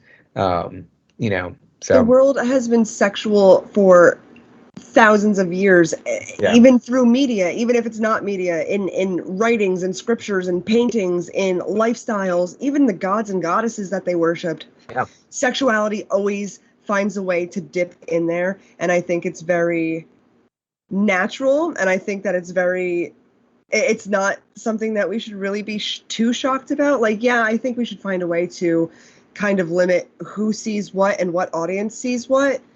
However, it dips into the part of like, this is also someone's art, and like you can critique it, and like you give them constructive criticism, but at the end of the day, there's going to be people who appreciate that art for what it is, and you might not get a change out of it. Like, this has been happening since the dawn of humans, and I don't know. I try to look at things on like a broader spectrum, because like look at half of the fucking Greek and Greek plays that were written. Look at fucking anything. Like, look at Oedipus Rex. I mean, a book written thousands of years ago, and it's about some guy who fucks his mom. Oh man, I've been waiting for a moment to bring this into Geek Life episode. So one time when I was at Dragon Con, I went to a panel and it was a panel on porn in like the Victorian era. And someone was like, trust me, you got to go to this. And it was some of the most heinous, fucked up shit. I've been to all kinds of different events before, and like this shit was fucking fucked up. And one of the reasons for that was because the Victorian era was one of the most sexually repressed eras. That was one of the areas where everyone was trying to be the most modest and have these big fancy flowing dresses and never show their ankles and everything like that. And what happens is that when you repress that shit, it just ends up manifesting itself in other ways. And so people would write, all they could do at that time was just write down really nasty stories. And so like it was just fucking all kinds of raunchy shit. And so I do think that there is like you can't stomp it out. You can't just desexualize everything. But so in essence there always will be, since you can't desexualize everything, there always will be a problem. So I don't think it's a solvable problem. I do think it's Rule 34 territory, I would argue. Brahman, what do you think? Well, I think that there are examples of them, like, in essence, trying to solve it. Like, we just covered one, the Lola Bunny story. Like, they're trying to desexualize that character. And I like that he also added he's trying to, like, create more of a fleshed out character, like, a more interesting and thoughtful. So I feel like that, like, even if it's not taking away the sexuality, maybe it is adding just more complexity in addition to that sexuality. So like it's not their only thing. Yeah, no, and I agree with that too. That's a fair point. What I'm saying is that I feel like it's always going to be something that you have to keep in the back of your mind and think about and moving forward. But the idea, to your point, Bronwyn, like there is a clear direction forward, and I think that, you know, hopefully we see people continue on that path and try to, you know, kind of realize that maybe, hey, we don't need to super hypersexualize characters like Lola Bunny, and we can keep characters that, you know, that kind of aspect may be core to their character because they're advertised to a different kind of audience, you know, can keep those things. The Jessica Rabbits out there, you know. But yeah, so back to some of the other questions I had. What do you think is the biggest difference between the sexualization of male characters versus female characters? Semper, let's start with you.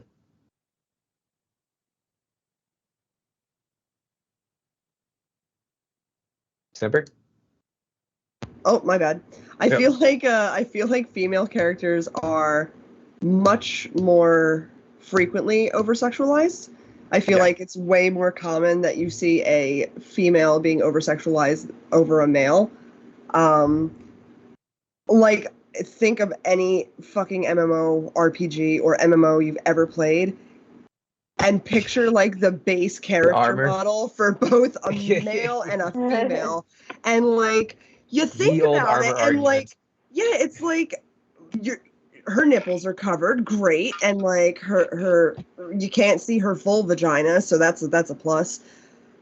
But her stats are unbelievable. Why? Where is she being covered? Like, it doesn't matter what you look at. There's going to be some kind of over-sexualization towards females. I feel like now that it's 2021, we're pushing more towards over-sexualizing males too. Like, you got the Witcher series. That's great. Like, yes, we love to see it. But honestly, it's like, have you seen the video of Henry Cavill building his gaming PC?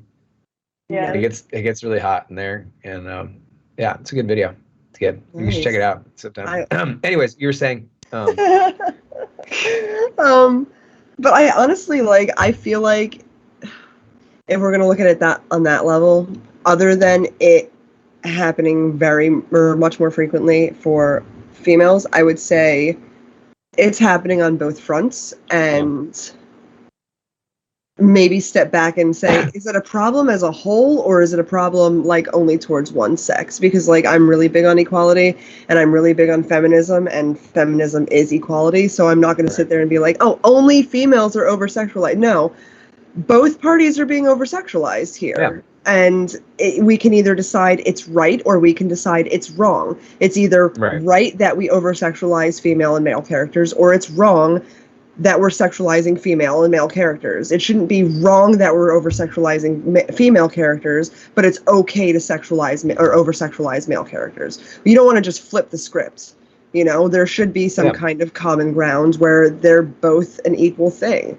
I mean, like, it is what it is. It's most likely going to continue happening. So, like, maybe I don't want to be that person to be like, oh, we should over-sexualize males more to even out the women being over-sexualized. Maybe just, like, have, like, an unspoken law of, like, yeah, okay, so, like, we're going to just kind of keep both, like, put guys in booty shorts and, like, make them, like, wear something really sexy like the females. I want my male night elf, or, like, I want my male blood elf's armor to look just as sexy as my female blood elf. See, that's what I love about Sea of Thieves is that I could totally, if I wanted to, I can wear, like, the sea wench stuff. It doesn't matter. Gender is irrelevant. And I'm glad because, like, pirates were the first anti-capitalists. So, like, I would imagine there would be, you know, fuck social norms as far as gender is concerned as well. So, you know, games like that. We need more games where they just say fuck gender. Yes. I love it. I hate games that limit you to, like, only females can wear this, only males can wear that. What if I want my male character to wear that female outfit? Right. And I want it to happen. The steel, you know, Barbarella bra set, you know. Yes. That's what if I want that for my character? Like, what if I want guy liner on my fucking, like, on my Skyrim character? Yeah, like, why can I put makeup on my more badass, like, brutes would exist out there with guy liner out there? We know Kratos wears guy liner. We saw him wear it in Stargate. Let me just say, it is like, I think every guy should do it. Like, fucking own that shit. I'm so for, like, you want to wear a dress, wear a dress. Dot, if you were like, I want to go put on a dress today, I would be like, yes, I bet you will look fucking fierce in it. Do your thing. Well, I have a dress in my closet, a sequin dress that fits me, and I've only worn it once. I wore it because I was going to a poker party, and one of my friend's kids that was there was having a hard time at school because he liked to wear dresses at school. He still goes by he, him. He just likes dresses. Fuck it. Wear a goddamn dress. We don't give a shit.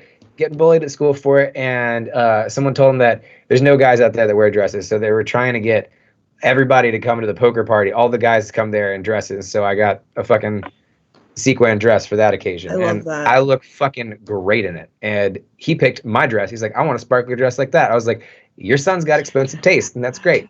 And that's a big, like, as a mom of a little boy, it is so hard for me to sit there and, like, pound it into his head, especially with, like, societal norms of, like, oh, boys can't do this, boys can't wear that. Like, my kid's like, Mommy, can you paint my nails like yours? I'm like, yeah, what color do you want?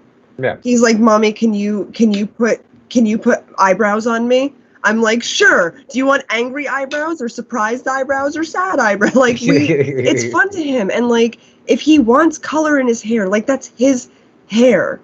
As long as he's not trying to, like, just chop it off by himself, express yourself. Why is that so dangerous? Why is that so scary for people? If your kid wants to, like, dress up and wear a dress and be a princess for a fucking day, fucking let them. Yeah. It's still your kid. It's fucking imagination. It's them expressing themselves. And if it makes them feel confident and it makes them feel good, why would you want to stop that? 100% agree. Brahman, how do you feel? Any thoughts? What was the question again? What were we on? Were we on the difference between the sexualization of male characters versus female characters still? Yes. Yeah, we were. Oh, yeah. I think that's what do you think? Do you think there's a big difference between the sexualization between male figures? Obviously, we've hit on some of them, but what do you think is the biggest difference? Yeah, I mean, like, I think that the sexualization of women characters really just goes to, like, how they're drawn or to their bodies. Yeah. Like, that's, like, the main focus when you're, like, sexualizing a female character. But I feel like for a male character, like, there's a lot of like, power or personality that's, like, kind of put into that. And, like, that's kind of, like, how you'll see some of the sexualization is, or, like, how, maybe not even sexualization, but, like, the standards of, like, how a man is supposed to be and what they are. And then the female sexualization is more, like, like a trophy or a prop for that man. It's really funny fleshed out. because when you look at male characters in shows that are geared towards female demographics, like taking for example Tuxedo Mask. Tuxedo Mask doesn't look anything like, you know, a lot of the hyper masculine, fucking buff, crazy buff characters that are out there in a lot of the male driven medias out there, like the superheroes, the GI Joe kind of shows out there, and the way that Tuxedo Mask is portrayed as something that's kind of intelligent, mysterious, caring, you know, creative, all of those kind of things that have a whole different way of looking at it, and you can see the difference between, again, there is the male gaze aspect of sexualizing a character and a female gaze of sexualizing a character, and how they separate. And I don't necessarily think the Tuxedo Mask version is necessarily a harmful interpretation. I don't think that necessarily encourages the toxic masculinity, the power complex you see from characters that are sexualized, particularly from a male gaze, when you look at the masculine side of the spectrum. But all right, now here comes the weird question. Have you ever felt attracted to a fictional character? And if so, do you think that was because that character was over-sexualized? Probably I'm going to put you on the spot first. Yeah. But like, I feel like my first crush on a like cartoon character was probably like Link from Zelda. Yeah. But I don't really think that he's super over-sexualized until Twilight Princess. Yeah. Interesting. It was over-sexualized in Twilight Princess? I mean, yeah, I feel like that was the sexy Link. Like that was the sexy Link. That came out. Like they tried to make him like extra sexy. Like I don't. Right. I just like I. No one wants to fuck Wind Waker Link. It's Twilight Princess Link. That's but like my first crush was on like Ocarina Link. So yeah. You know? But I don't necessarily think that character was over sexualized. I just like no, really no, that's probably just the character you latched onto for that might not have been a sexual reason at all. So I think that's fair.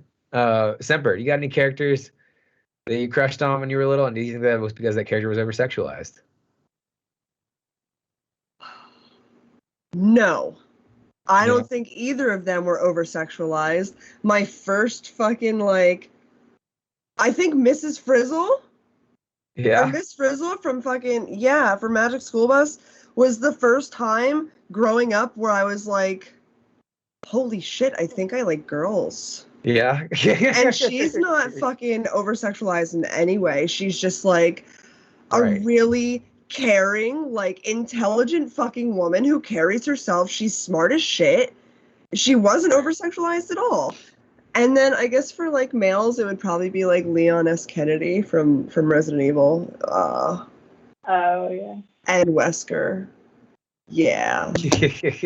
Yeah, I don't think either of them are over sexualized either. However, I think I didn't like the fact that Wesker was like automatically just that big buff guy, like with the really big muscles, and like you could like he looked like fucking G.I. Joe mixed with Duke Nukem, and it wasn't for me. But like I don't know, he was like, it was like the good guy, bad guy complex of like, oh, well, like, Wesker's hot because he's the bad guy, and Leon S. Kennedy is hot because he's the good guy, and, like, he looks good as shit in that outfit. So, yeah, I don't know. Yeah, but I don't think I don't think I've always been weird, though. Like, that's a thing for me. Like, I'm pansexual, so, like, I don't go off of looks. I go off of, like, personality and vibes and connection, and like I liked their vibe, and I was like, yeah, that's someone that I would want to bang because I vibe with that. Like, it's not like, oh, you're sexy and like, no, that's not it for me. So yeah, I'm weird, I guess. We're all weird. I think for me, I want to know your answer. Oh, well, I think the biggest one that I think of that's comparable to y'all's, I think, is my crush on Misty. But I think that's a really basic one. Like, everyone had a crush on Misty growing up, and I don't know. It's hard to argue that character wasn't over sexualized because of the way that, I mean, like that outfit on anybody now today is a head turner typically. I'll argue I don't think it's sexual though. But that was I wear stuff like that was going to be my next point, was that it was also just that though. Like her character, in as like we'll be talking about some of it at some point, but there were episodes of Pokemon that were banned by 4Kids from Japan simply because Misty was dressed too skimpily. And so like there were and 4Kids is the way that most of the rest of the world, other than Japan, trust me, there's some crazy Pokemon shit that comes out in Japan. Sometimes they chop off Arbok's head, and Pikachu takes shits in rivers and shit like that. Pokemon's a little bit more reckless over in Japan, but outside of it, you know, what 4Kids kind of cuts off at the gate, they've kind of always said, you know, like they don't want to over sexualize Misty. And so I think that there's a bit of that was just like, you know, when I was a kid, she was also a kid that was supposedly around my age, that was kind of like figuring things out and living in the Pokemon universe. And I think that my crush on Misty was mostly out of nostalgia and like wanting to be in that universe with that character kind of thing. And you know, then later on growing up, finding weird deviant art of it, that kind of way, you know, but that's the natural way. That's how everybody, you know, works out, right? honestly, yeah. You know, we've all been there before. But yeah, no, I think that, yeah, my mom was a bit basic, but that was a character that I think we see now as over-sexualized. And again, I saw a couple people wearing Misty cosplays over at GoFest. And again, when you see that outfit, most people nowadays are definitely going for, like, Misty's all grown up. But back then in the time, I don't think that necessarily any of these characters are over-sexualized, which is interesting to me because, like, we all picked characters that, like, were kind of oddball characters. Well, not Misty. Misty's a basic one. But that we all didn't believe were over-sexualized, at least. And I think that that's kind of like, especially the childhood crush kind of thing, is because that is usually kind of like an innocent crush kind of thing. Like I thought I saw Space Jam a long time ago, but Lola Bunny was not even one of my top picks. You know, if I would think of characters out there, you know, so interesting. Can I ask, just because I'm curious, and you did say you were bisexual, correct?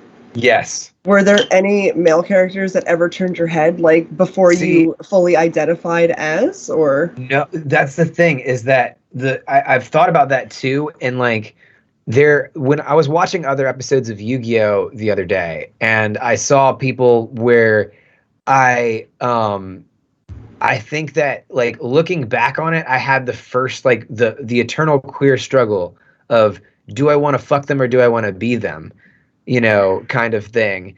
And I would look at some of those episodes back then when I didn't necessarily, you know, really truly understand my bisexuality fully, that I maybe have had some of those thoughts towards them. And so, like, one of the ones I think about is the dinosaur Yu-Gi-Oh player. I can't even remember his name, but he was one of the ones that I thought he had the cool fucking hair and everything like that, and the like a purple streak through there, and looked like a fucking little punk badass. But like, to me, I don't know if at that time, you know, I was so you know, put into the kind of heteronormative idea that I don't think I ever really would have allowed myself to go down that rabbit hole, even if I had one. And so the only things that I can really find are, like, in hindsight, like watching, you know, Avatar: The Last Airbender, you know, Sokka, you know, I was like, man, you know, I think that there was a little bit of the old, of that same kind of feeling. So those are two I'd pick, I think. Good shit. So is over-sexualization more prevalent today, or are cartoons just trying to branch out into more mature audiences? Like, is this kind of a natural stage, or is this kind of something that, like, we've just kind of gotten more loose with it? Semper, you're on the hot seat first. So I feel like it has gotten more popular, but I feel like with the growth of media and how we can get, basically, the difference between now and the 90s is we can branch out farther. than we were able to in the 90s. The internet wasn't what it was. It wasn't as developed as it is. Now we have cartoons coming from all corners of the world, designed for all different things. So honestly, I would say I don't think there's so much. I don't think it's a super influx of these cartoons being made. I feel like it's just something that's happening more so naturally. However, I don't feel like it's really, how do I put this? I don't think it's really being targeted towards one audience anymore, just due to the fact, because like we have, it's like openly and widely acceptable for adults to like cartoons. If you were an adult in the 90s and you said you liked cartoons, people would probably question you. Right. But now it's like we have adults who are openly claiming to like My Little Pony, and that's cool. Do your fucking thing, dude. Whatever.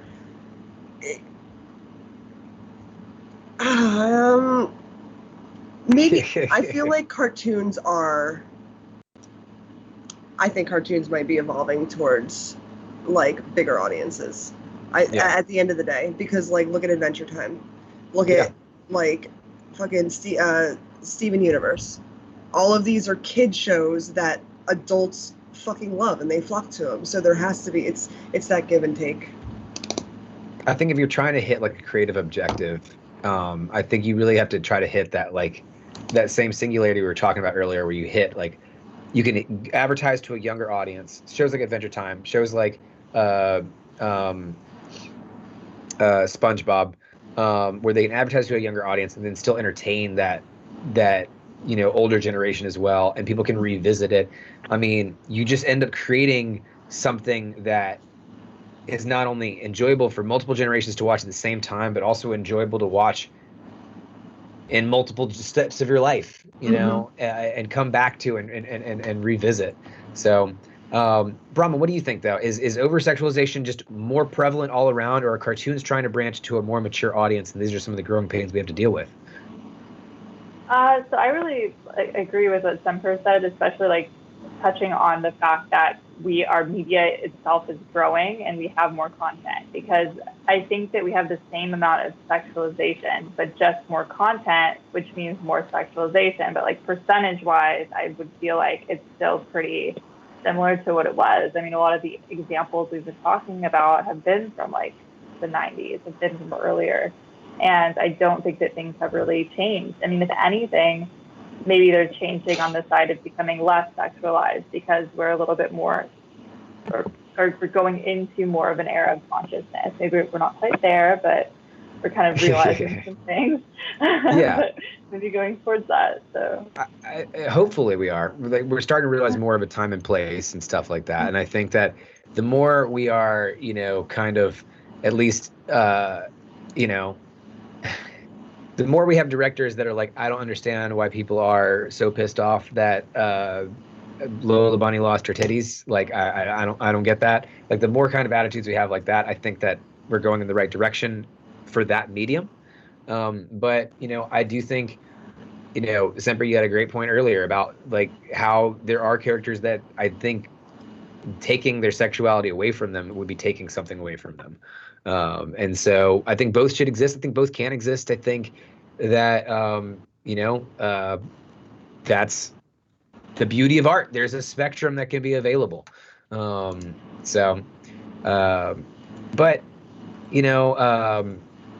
that'll about wrap it up for our deep dive section. And after discussing all these changes to bunny boobies, it got us thinking, what else has been altered over the years? While the changes to Lola were mainly because of societal shifts, most of what we found has changed because of real world events. So this week we wanted to take a top 10 to take into some of the top 10 changes in movies, shows, and video games that were changes due to real live events. Spoiler alert, 9/11 really did a doozy on the entertainment industry. Anyways, I'm kicking it off with number 10, which is American Horror Story Cult. The 6th episode of American Horror Story Cult was reportedly supposed to include a mass shooting scene. However, following the Las Vegas shooting in October 2017, FX decided to heavily edit the scene. The network released a statement. The opening, which was filmed 2 months ago and which portrays the occurrence of gun violence that has sadly become all too common in our country, contains a sequence that the viewers might find traumatic. So while not a huge change, it was nice that Fox did include a bit of a trigger warning, at least. What do you guys think about American Horror Story Cult changing up one of their scenes because of mass shooting in Las Vegas? Think that's fair? Yes, personally. Yeah. But on an overall spectrum, that was like one of my least favorite seasons of American Horror Story, because I look at it for what it is, which is supposed to be a horror story, and the fact that they would most of that was built up on the election. And when I watch TV or I get into something like that, it's because I want to disassociate from the real world for a little bit. Yeah. So sitting down and watching that and reliving what we were already going through. Yeah. At that point, why even edit the scene out? It's just a documentary on America at that point, you know? I mean, I do think that if there's one place where it's appropriate to have those kind of traumatic things, it would be in a horror context.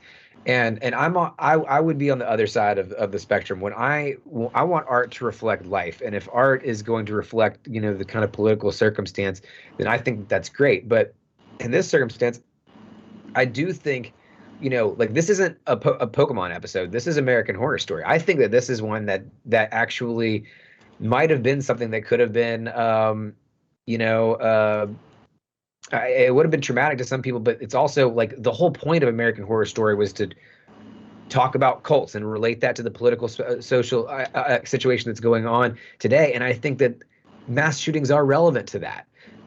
So I think it was an interesting decision on their part, but I do think that it kind of, you know, this may have been the medium where that would have been kind of appropriate. Bronwyn, what do you think? Do you think I'm off there or no?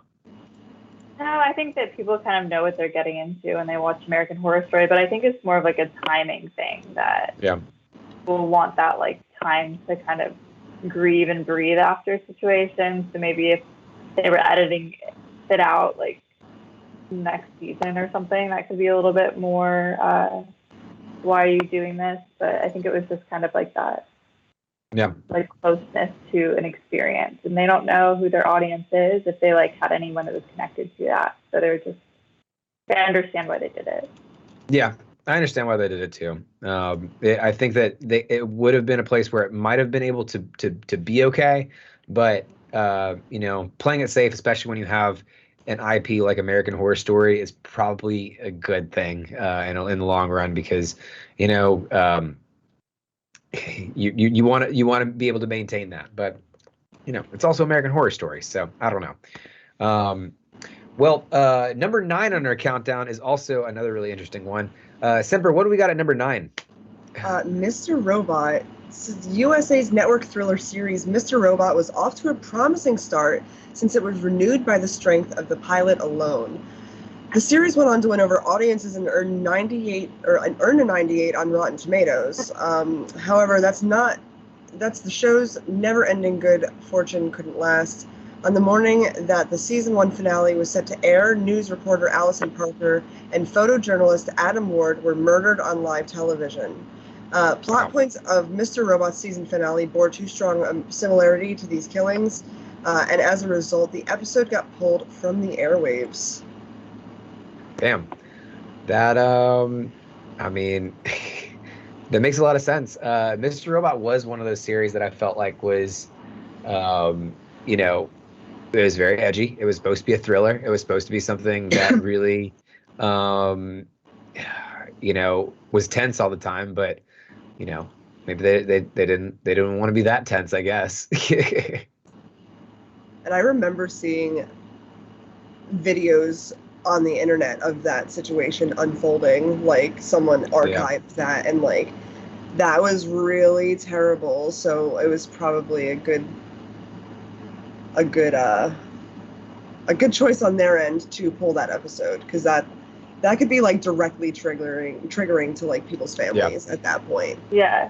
Especially because you're like witnessing something like that on television, and then that's like mass trauma. Like you don't know who on television. Yeah.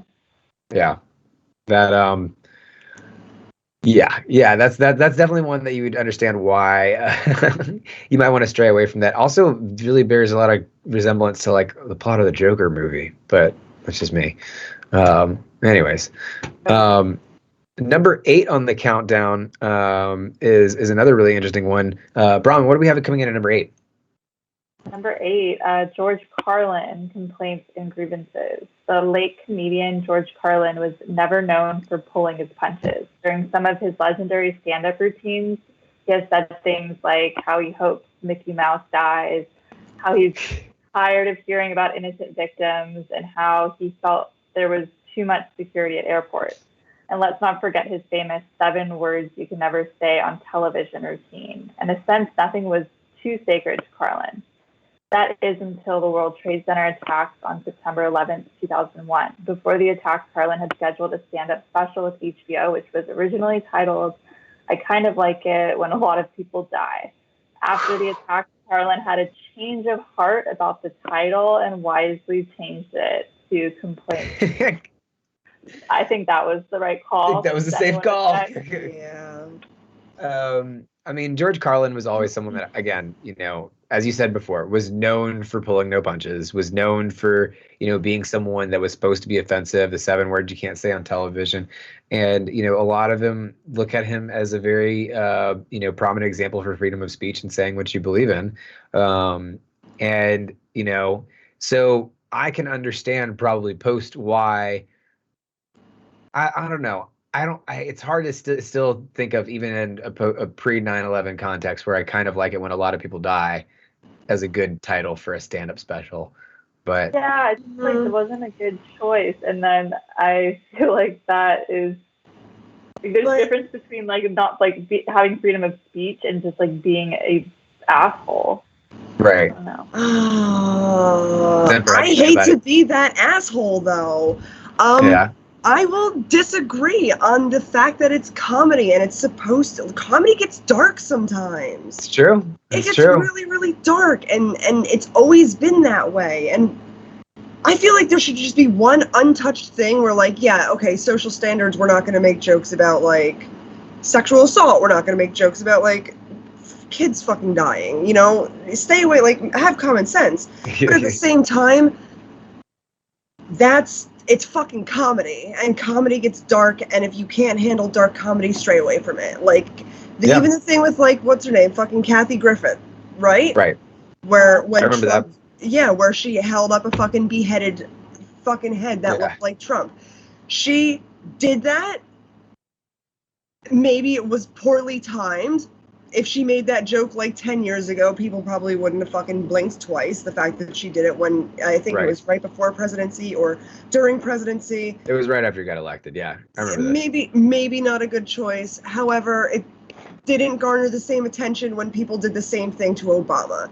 They did it because she's a comedian, and they've been coming after comedians for years. Comedy's supposed to be dark. Comedy's supposed to make you uncomfortable sometimes. Comedy's supposed to touch into those things that people are afraid to talk about. People are afraid to joke about. It's a different set of standards. So that's where I'm going to disagree on that and say that, it happens. It happened in 1991. They fucking bombed the World Trade Center. Right. And people still made jokes about it, Well, people still make jokes about 9/11 now. And it's okay, I understand where it could be insensitive. However, it's comedy. Yeah. I mean, Rick and Morty famously didn't make a joke about 9/11 in that one episode. But I do think that is a point. Comedy is dark, and it should be able to be dark. I think that there is a point though with the 9/11 attacks in this instance, that the title beforehand was just a dark title for a comedy show kind of thing. But then after September 11th, it would be something that would look directly related to a specific event that just happened kind of thing. And I think that in that instance, it probably is a good idea to change it. But your overall point of, I think that, comedy should be allowed to be dark. I mean, I agree. I think that you should be allowed to have that. I think, honestly, I think we're not only should it be allowed to be that, but I think it's going to go in that direction more, because we're seeing a lot of success from comedians like Bo Burnham. A lot of what he was doing right there, that's a different kind of dark, but there's been a lot of people, a lot of my friends included, that I know that have been after watching that show, we're just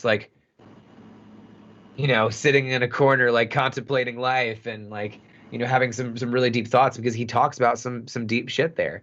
I think I'm just an asshole then, because I think I need that bit of seriousness and to add a bit of like of a comedic aspect to it, because it helps me cope with some things, So Yeah.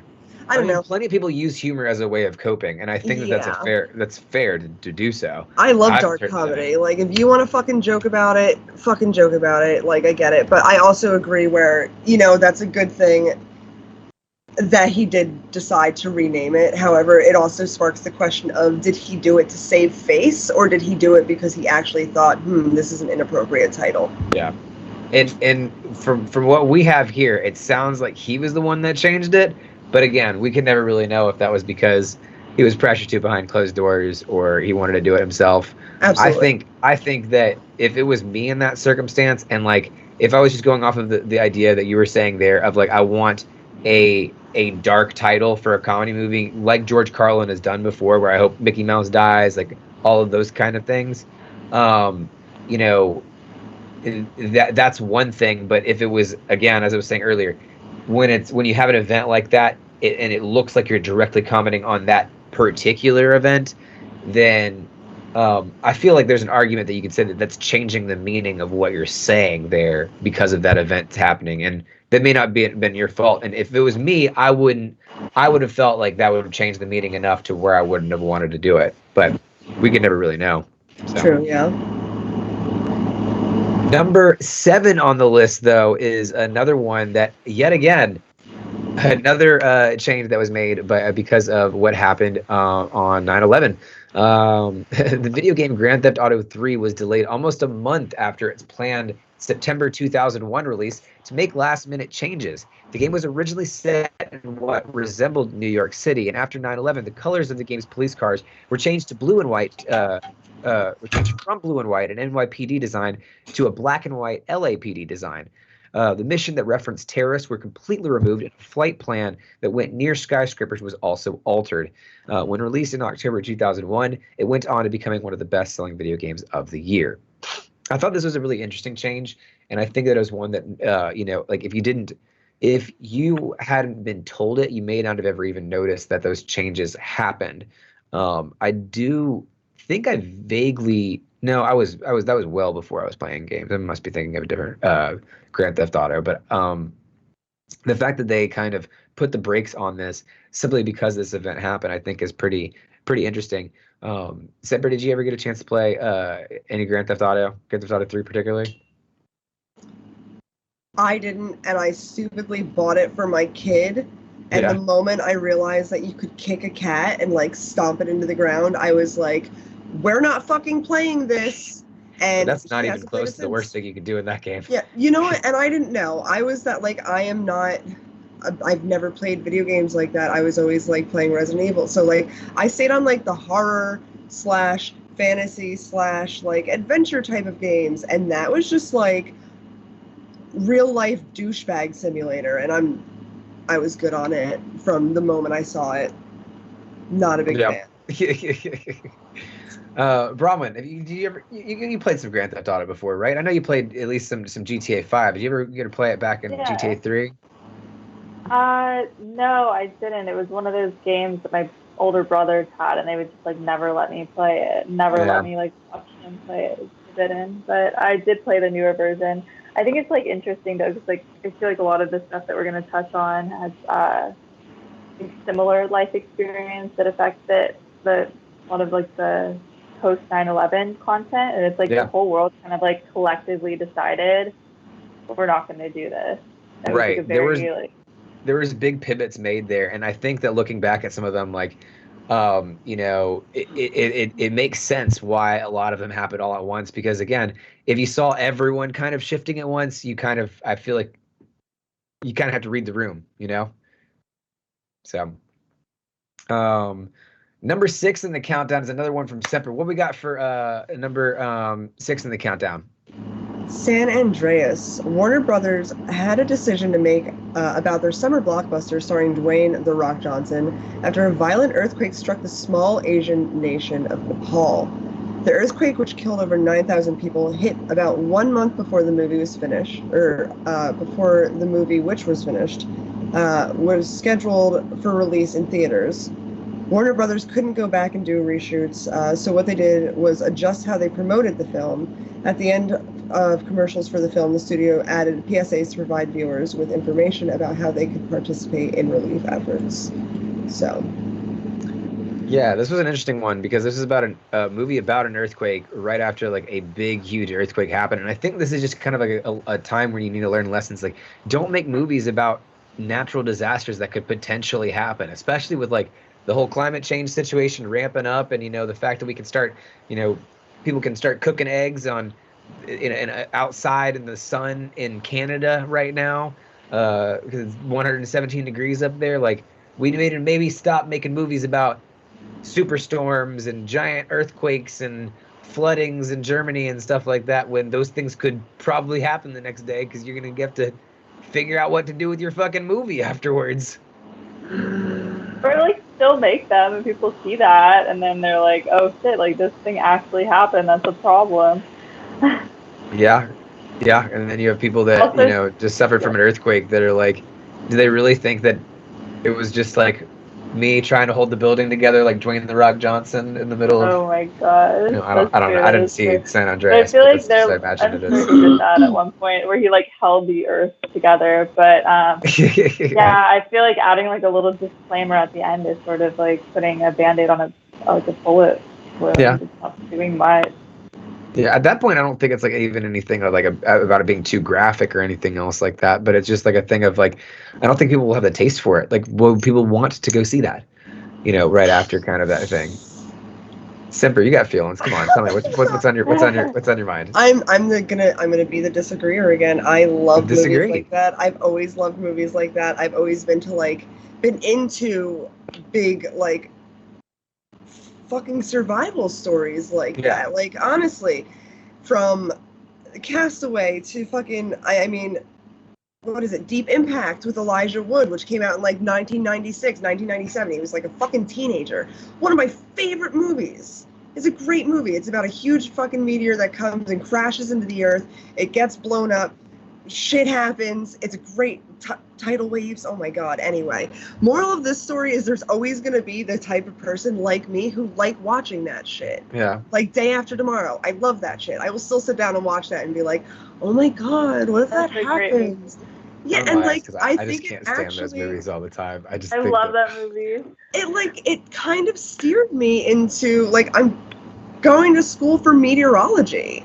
Yeah. Like, I love science. I love the thought of this actually happening. Like, would it be terrifying? Yeah, but like at the end of the day, fucking science is dope. I love science. What Mother Nature can do is fucking insane. So there's a part of me that's like, damn, that shit can actually happen, and like people are always gonna want to see it. However, I do agree that like maybe putting that PSA at the end is a good idea. Like, hey, by the way, I know this is just a movie, but this shit does happen, and it just happened. So if you want to help, like, here you go, you can help. Because like it's after they've already seen the devastation of what could happen, and then you relate it to something actual, and I think it would actually make people want to help even more. Yeah. So let me ask you this: would you still feel that way after you like particularly if it had been a particular situation like with San Andreas, you just gotten through an earthquake and just survived an earthquake? Would you think you'd still have the same kind of appetite for a movie like San Andreas? I've been in a tornado, and I still love watching Twister. Well, there you go. Different strokes for different folks. I honestly think, again, it's just not one of those black and white things, and there's always going to be that gray area, and I feel like there's just as many people who are like, wow, I would never want to fucking watch a movie like that ever again. There's the same amount of people who are like, that counteract that with, like, I still like movies like that. Maybe because, like, scary things can mold you into the person you are. If you have a near-death experience drowning, you're either going to come away hating water, or you're going to come away as like a fucking fish and love the water, you know? I just think about things differently, I think. No, it's good. Hey, we support a variety of opinions here. That's what we wanted to hear. So, but moving right along in the countdown, number 5 is another interesting one that we've got here. Like George Carlin, Sacha Baron Cohen is another example of a comedian who doesn't pull punches. Who we got for number 5, Brahman? Okay, Bruno, Sacha Baron Cohen's film Bruno. In his movies, he has poked fun at, in no particular order, the country as Kazakhstan, suburban residents who imitate urban culture, dictators, and the United States. Still, with how daring he is with his comedy, he does have some lines that he will not cross. His film Bruno, in which he takes on Hollywood and the idea of celebrity, originally featured a scene during which the eponymous character interviews LaToya Jackson. In the scene, Mexican workers are used as chairs. Sushi is served on the torso of a naked, hairy, overweight man, and no jokes are made at the expense of LaToya's brother, Michael Jackson. However, the King of Pop's death in the early afternoon of the day when Bruno was set to make its Hollywood debut on June 25th, 2009, caused Cohen to have a change of heart about the scene. In an almost unheard of move, Cohen had the scene cut from his film shortly before it premiered, within the span of hours. That's a quick, rare act of compassion from Borat. That one is really interesting to me because Sacha Baron Cohen, again, like he really does put people on blast if he can. Like, he's made movies off of making fun of people for being racist. I mean, like, that's what he's done. He's a great way of being able to show a mirror at a lot of different areas of society. And in Bruno, you know, a lot of that was addressed towards homophobia in general. And it is interesting to me to hear him kind of revoke this just because of the pop star's death. I think I feel like I'm probably going to end up maybe aligning more with Semper on this one and feeling like this is something that I would have rather seen in there with all the aspects, especially when you look at the totality of Michael Jackson's career and his life. You know, he was a great pop star, but he also did plenty of other things as well. So, like, you know, and to me, that is rare to see Cohen ever take something out, you know? Yeah, I mean, I this is the wonder, same like, guy that... it makes me think, Go ahead. it makes me think that, like, maybe in that interview or something, I don't know, I haven't seen the movie, but maybe, like, what was off camera from that interview is that he, like, genuinely became close to LaToya and, like, did it just out of mere respect from her, like, for her, and, like, not wanting to make her, like, feel bad. So maybe it was more of, like, a personal thing and less of, like, a public thing. Fair enough. Semper, you got thoughts?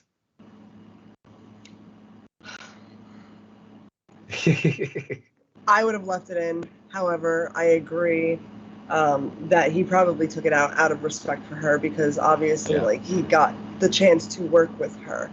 When you work with people on set like that and everything, and you deal with people on set like that, like, you form relationships with them and they become your friends and they become your family. So, like, he did it out of respect, very obviously. Yeah. That was my 18th birthday. Yeah? Yeah, he died on my 18th birthday. Wow. And I don't want to comment farther, but just, like, as a single mom, that should basically tell you my opinion on the respect that I have towards Michael Jackson. I'm not fond of him, so. Yeah. Fair enough. It was a great 18th birthday present. Well, I've hardly ever seen Cohen ever again pull any punches from anybody. This is the same guy that, you know, was blasting Rudy Giuliani for fucking weeks right up until the election and tried to make sure that his movie got out right before the election. And that was great present for the rest of us. Love that movie. Anyways, number 4 on the countdown is, guess what? Another one changed because of 9/11. Goddamn.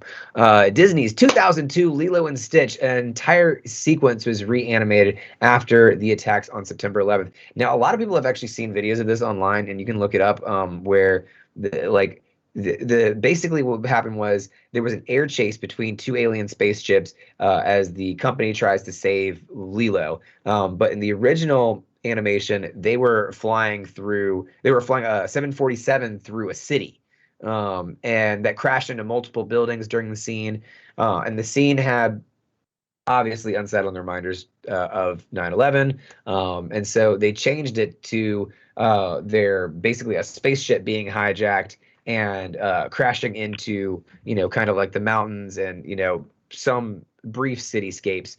But anyways, you can actually find the full like original version of it, because it ended up finishing all of it because of you know, they were obviously animating up to it, but you know, it's obviously a very interesting change. I think that one, after being able to see both of them like in a kids movie for kids of that time, I feel like this probably is one of the most legitimate ones, because that really could have been re-traumatizing for some of those kids.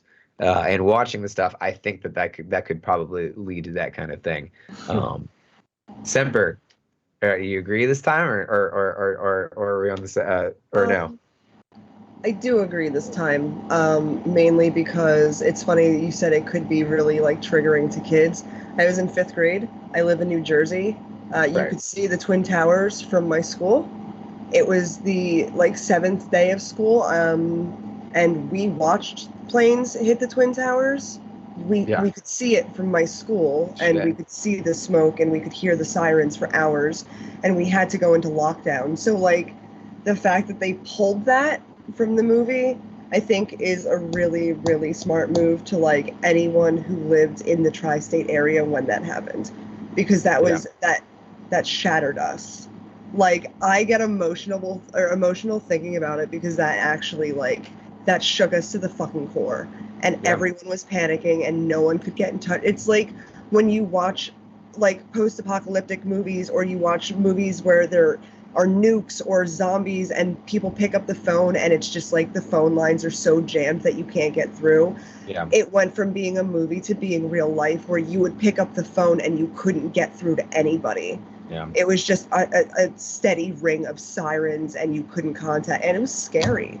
I remember I was fucking 10. I was 10 years old, and I still remember that clear as day. Yeah. And this came out in 2002. That's about a year later. I mean, I remember I wasn't anywhere near where you were, and it was still, you know, a traumatizing event for me. Not nearly in the same regard, where we had those kind of things going on, but like everyone that grew up around that time, you know, remembers where they were on that day. Yep. And I think that would have. I do think that would have been something that broke kind of that fourth wall and took you out of that and remembered what was going on. And you know, because and that issue at that time was still very much on the forefront, like finding out all the information that was going on with that. You know, there were still plenty of unanswered questions at that time when that movie was coming out. And you know, I think that, like you were saying about American Horror Story Cult, how Lilo and Stitch is absolutely designed to be an escape from reality. Yes. Yep. You know, like that. There's no doubt about that. Brahman, what do you think about the Lilo and Stitch edit? Yeah, I agree. I think it was the right move to make. But I do think that it's interesting that even though these things are taken away and that they like make the decision to cut certain things from our movie, like their movie, you said like you've seen the scene. So they do have a way of resurfacing after the fact. Yeah. All right, moving right along into the countdown. Number 3, Semper, what do we got for number 3? The Watch. The Watch was a sci-fi comedy starring Vince Vaughn and Ben Stiller. But The Watch originally went by a different title throughout the film's production and all through its early marketing stages. In March of 2012, 20th Century Fox, who's a distributor, referred to the movie as Neighborhood Watch, which was an issue because Trayvon Martin was killed on February 26th of 2012, and the studio felt that it needed to distance its movie from the tragedy itself. So first they pulled the trailer from theaters, which featured Jonah Hill, who's also in the movie. They used his hand to pretend to shoot at teenagers. So the studio played up the sci-fi angle of the horror movie. Meanwhile, the studio replaced the original posters featuring bullet-riddled street signs with one that featured the cast, and finally changed the title of the movie to just The Watch. Of course, none of this succeeded in actually making the movie any better. Trash movie.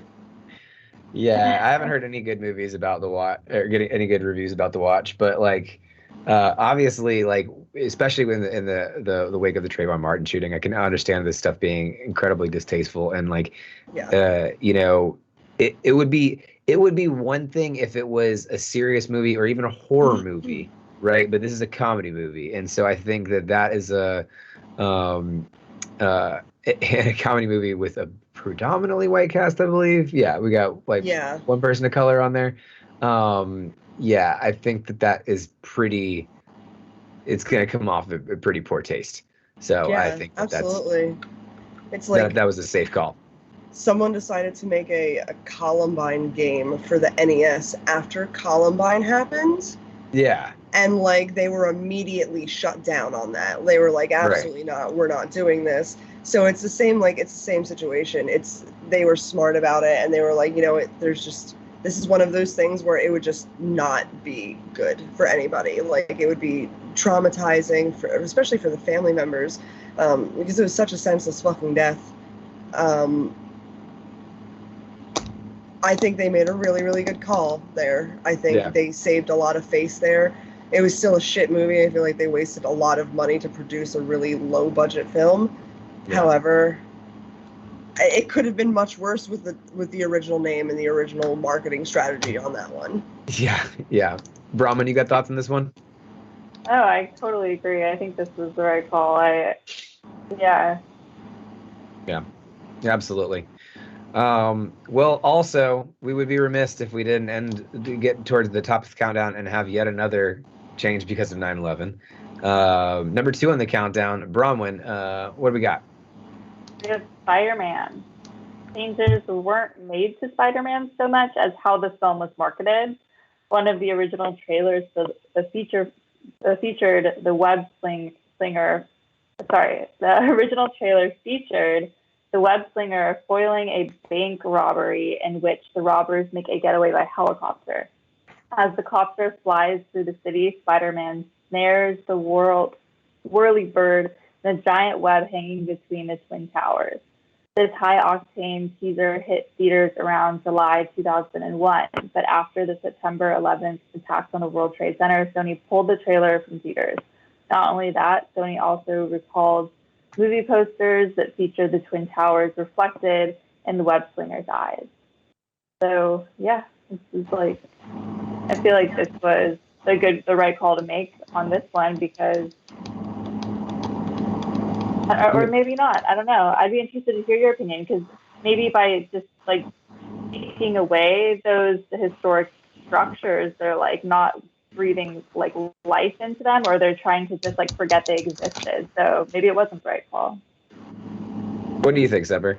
I agree. I think it's a very 50-50 situation. Whereas I think it was smart that they removed the scene of like the fucking helicopter being like ensnared by the web between the Twin Towers. I think that's smart. I think showcasing anything that was aircraft around the Twin Towers at that point in time is insensitive, and I'm glad that they pulled it. However, when it comes to the movie posters of like the reflection of the Twin Towers, I don't see that bothering anybody, and I feel like in the end it's almost like paying homage to the victims of the 9/11 attacks, especially as the movie grows and the years pass. Like, people will look back and see that and remember, and like I don't know.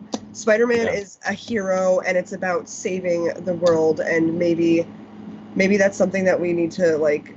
Right. It's a good thing to associate it with, the other idea of it is just maybe even like if you looked at that poster and you saw it was between the Twin Towers, would you think about Spider-Man or would you think about 9/11? Like that is something that I think would be a big question. And I honestly don't know, but I think I would be. I think that there is a. I do agree with the validity of the point of like seeing like some stuff where you could see like the New York skyline and see that still be a part of it, and that kind of, there's also something to be said about like the cultural significance that it had. And the reason that we're talking about it so much is because they were more than just buildings, they were cultural symbols for us. And that's why, Spider-Man had, that's why those buildings were chosen to have the helicopter ensnared between the buildings, because they were iconic buildings. And I think that you should find ways that you can still showcase that legacy in that regard. I think that honors the victims, but also, especially if you had stuff that, I mean, this came out in July of they had they had a high octane teaser hitting July of 2001. That would have been before the it must have been July 2002, because that would have to be after the September 11th attacks. But anyways, having it that close to it, to me, seems that you would end up pointing away from your movie and towards that tragedy. And I think that was probably the best call there. The best call on a marketing perspective. Yeah, for sure. But number one in the countdown has to be multiple Pokemon episodes, just for all the fucking weird ass reasons that they've been banned. So I'm about to go through some crazy banned Pokemon episodes and why they were banned. First off, one of my favorite ones is the only Christmas episode that was ever had of Pokemon was banned from being played in the United States, and actually led to a recoloring of one of the Pokemon that was in there. And that was because of Jinx being in one of the first Christmas episodes. And the original coloring for Jinx actually ended up resembling blackface. And so they said that they took that one off of the air and actually changed Jinx's colors to purple from there on forth.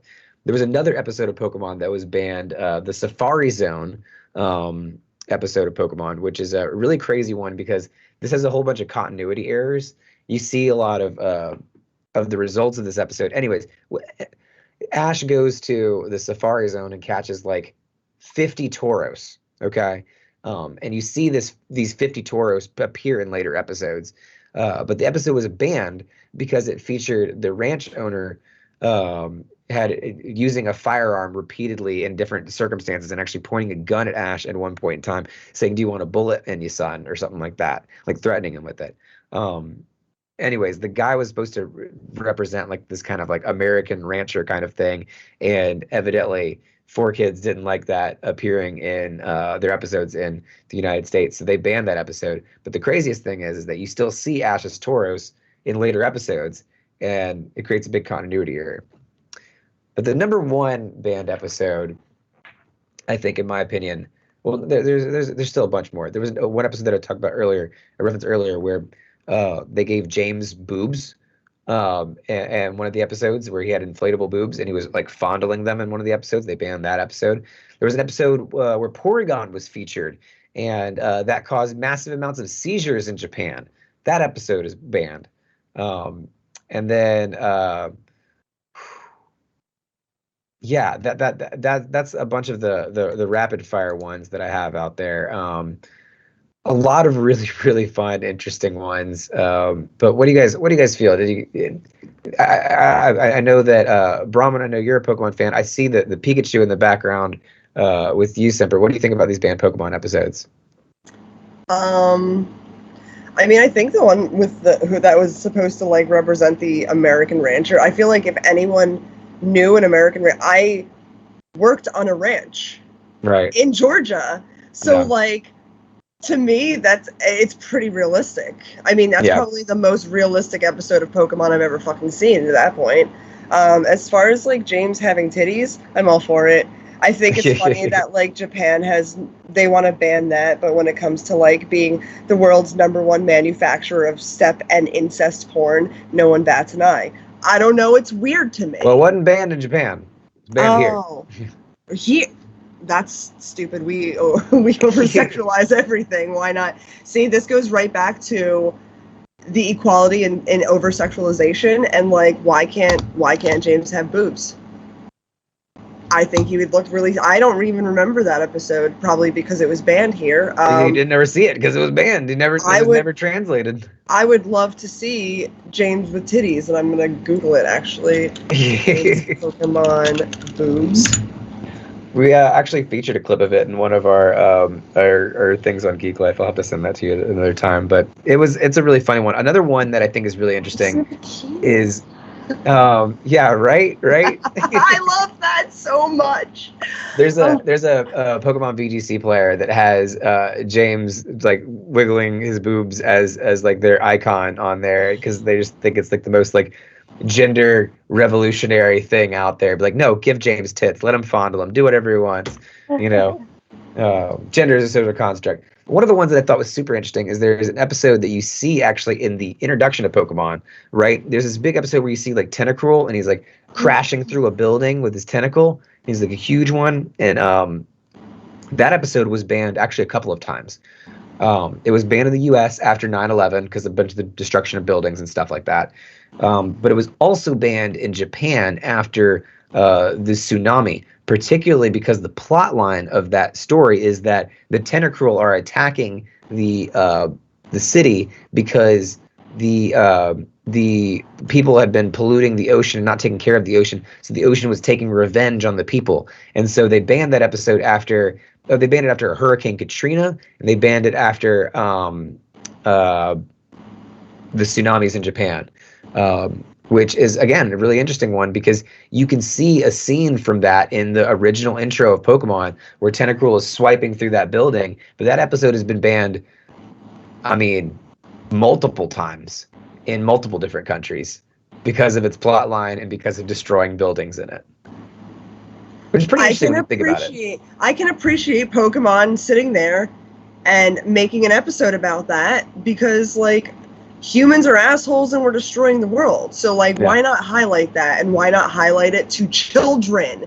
Pokemon is made for children. And I mean, you can be an adult and like it. I still like Pokemon. I play fucking Pokemon Snap all of the time. It's one of my favorite games. I'm so glad they made a remake of it, or a continuation, if you will. However, that's shit you should teach your kids. Like, people are littering. Stop littering. Stop ruining the earth. Like, Mother Nature will always win. Mother Nature will take it back. And, like, yeah, I get it. Good thing that they banned it around certain periods of time, but, like, maybe, like, a temporary ban. Like, don't completely ban it. Like, hurricanes happen. Y'all built in Louisiana. Katrina was a fucking shame. Everyone knows that. But there are, like, infrastructure things that need to happen there that, like, they're not doing on their end either. I don't know. Again, I'm an asshole. I'm chaotic neutral all of the time. So, like, I don't understand. Yeah. We've been showcasing shit like that since the 70s and the 80s. Well, maybe I don't want to. We're not going to touch on the 70s. That was a questionable period of time. But since the 80s, like, exactly, Captain Planet, like, that's what really started showcasing that we need to fucking take care of our environment and reduce, reuse, recycle, and all of that shit. Like, why can't we show our kids that nowadays? We were shown it, and we took good care of our fucking shit. Yeah. No, exactly. No, I'm right there with you. There's been episodes of Pokemon that have banned as late as 2018. There was an episode where Ash dresses up like Passimian, which is a monkey Pokemon that has a black face, which, again, getting into blackface controversy. I feel like at 2018, you should have really had a PR person that stopped that episode in production, but whatever the case may be. Aired in Japan, didn't air in the United States. But yeah, Pokemon is just notorious for pulling episodes when they have weird content in there. I do feel weird about the Tauros episode. Yeah, I mean, my family owns a ranch out there, and that's where all the goddamn guns are. So, like, it's a very natural thing to have go on guns around. Property and they're like, do you want a fucking bullet in you? And that's how it is. Don't go on people's property. Right. I think that with the Pokemon situation, because it's like made in a different culture and then brought to our culture, like, we have traumas that they don't share with us. So something that you could air there and that wouldn't be offensive. Not like that one as an example, not really, but like something that we find traumatic, that we have a problem with, they might not share that. So it does have kind of like a filtration process when being brought here. And they just got a little bit too no pulp with that orange juice. Yeah, no, I agree. I think that there's you got to take some things into consideration. You got to understand your audience. I think that over in Japan, that could have been a caricature of the West, and that could have been funny. But, like, again, we never seen the episode. You know, there maybe have been much more to it. The only thing that we know is that there was a lot of gun pointing, and Ash got threatened at gunpoint essentially. But like again, like Jinx was a character that always was a character that I was like, how did that get past anybody? Like, why did that not hit any, hey, maybe we shouldn't do this kind of thing. And so I think that's interesting that the Christmas episode, and it's the one Christmas episode of Pokemon. And the other thing about the James Titty's episode is that's the beach episode. That's the anime beach episode. The classic fan service episode for Pokemon is the one that gets pulled because James had boobies. So, and he looks good. He does. He looks wears so them well. Good. Like, oh my god. He wears a two-piece well. I mean, look. Team Rocket was destroying gender norms since 1999. They were fucking revolutionaries. They need to be up there with Madonna and queer culture because, like, they never ever prescribed to gender norms in any of their disguises. So. And who is the one from fucking Powerpuff Girls? Him. Thank you. Yes, yeah. Him also destroying gender norms. Like exactly. And I think we need more of that. I think we need to highlight more of the world's issues because, yes. Look, everyone in chat is basically like, we do actively think about this stuff today. We saw things growing up about the plastic ties that keep fucking bottles and shit together. Cut them so animals don't get their heads stuck in them, or in sea turtles, where. Yeah. Our generation is really making it plastics not as big of a thing. We're switching over to reusable straws. That's cool. We don't want to stop the ball where it's rolling, and don't stop it at our generation. We want to teach the next generation to continue our work to live in a better fucking world. This is the only fucking planet that we can colonize right now. The only one. We are fucked if we fuck it up. Yep. Absolutely. And, despite what Elon Musk says, he's not bringing you guys with him. So just let you guys know he ain't come back for you once he leaves. So anyways, honorable mentions: The Good Son, Gangster Squad, Phone Booth, Supergirl, NIS, Los Angeles Legends. They all had really cool, significant changes. They didn't make the list here, but I would definitely, if you get a chance, go check out all of those. There's some fun ones in there. And that will do it, guys. That will wrap it up for this episode of Geek Life. We hope you guys have enjoyed everything today. And remember, if you want more of Geek Life, you can always follow either of us on Twitter, Twitch. We've got YouTube, TikTok, Instagram, Spotify. Links are all down below in the bio. Take donations, everything, all of the above. And if you want even more content, you can find me at Rusebane, WRUSE_BANE on Twitch, Twitter, and TikTok. Semper, where can they find you? Semperzombie on everything, mainly on twitch.tv/Semperzombie. Twitter is Zombie Semper. Yeah, reach out if you like the content. If you don't, that's cool too. And wish you the best of luck in life. And Brahma, where can they find you? You can find me at Basement on Twitch and also on Instagram. Yep.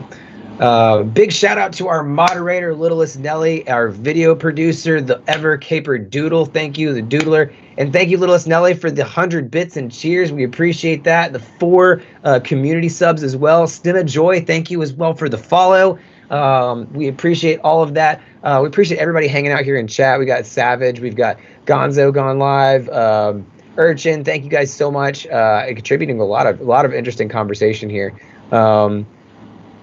Yeah, everybody's going crazy over a lot of those banned Pokemon episodes. It was the first episode that you saw, Tentacruel, all those things. People going crazy over Big Booby James, all that. We love all the love in chat. Thank you guys so much.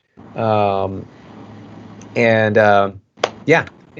can find us not here next week, I don't think, but we will be on the week after that. There will be always free game Fridays, Saturdays, and more fun stuff to come. So stick around. But that's all I've got.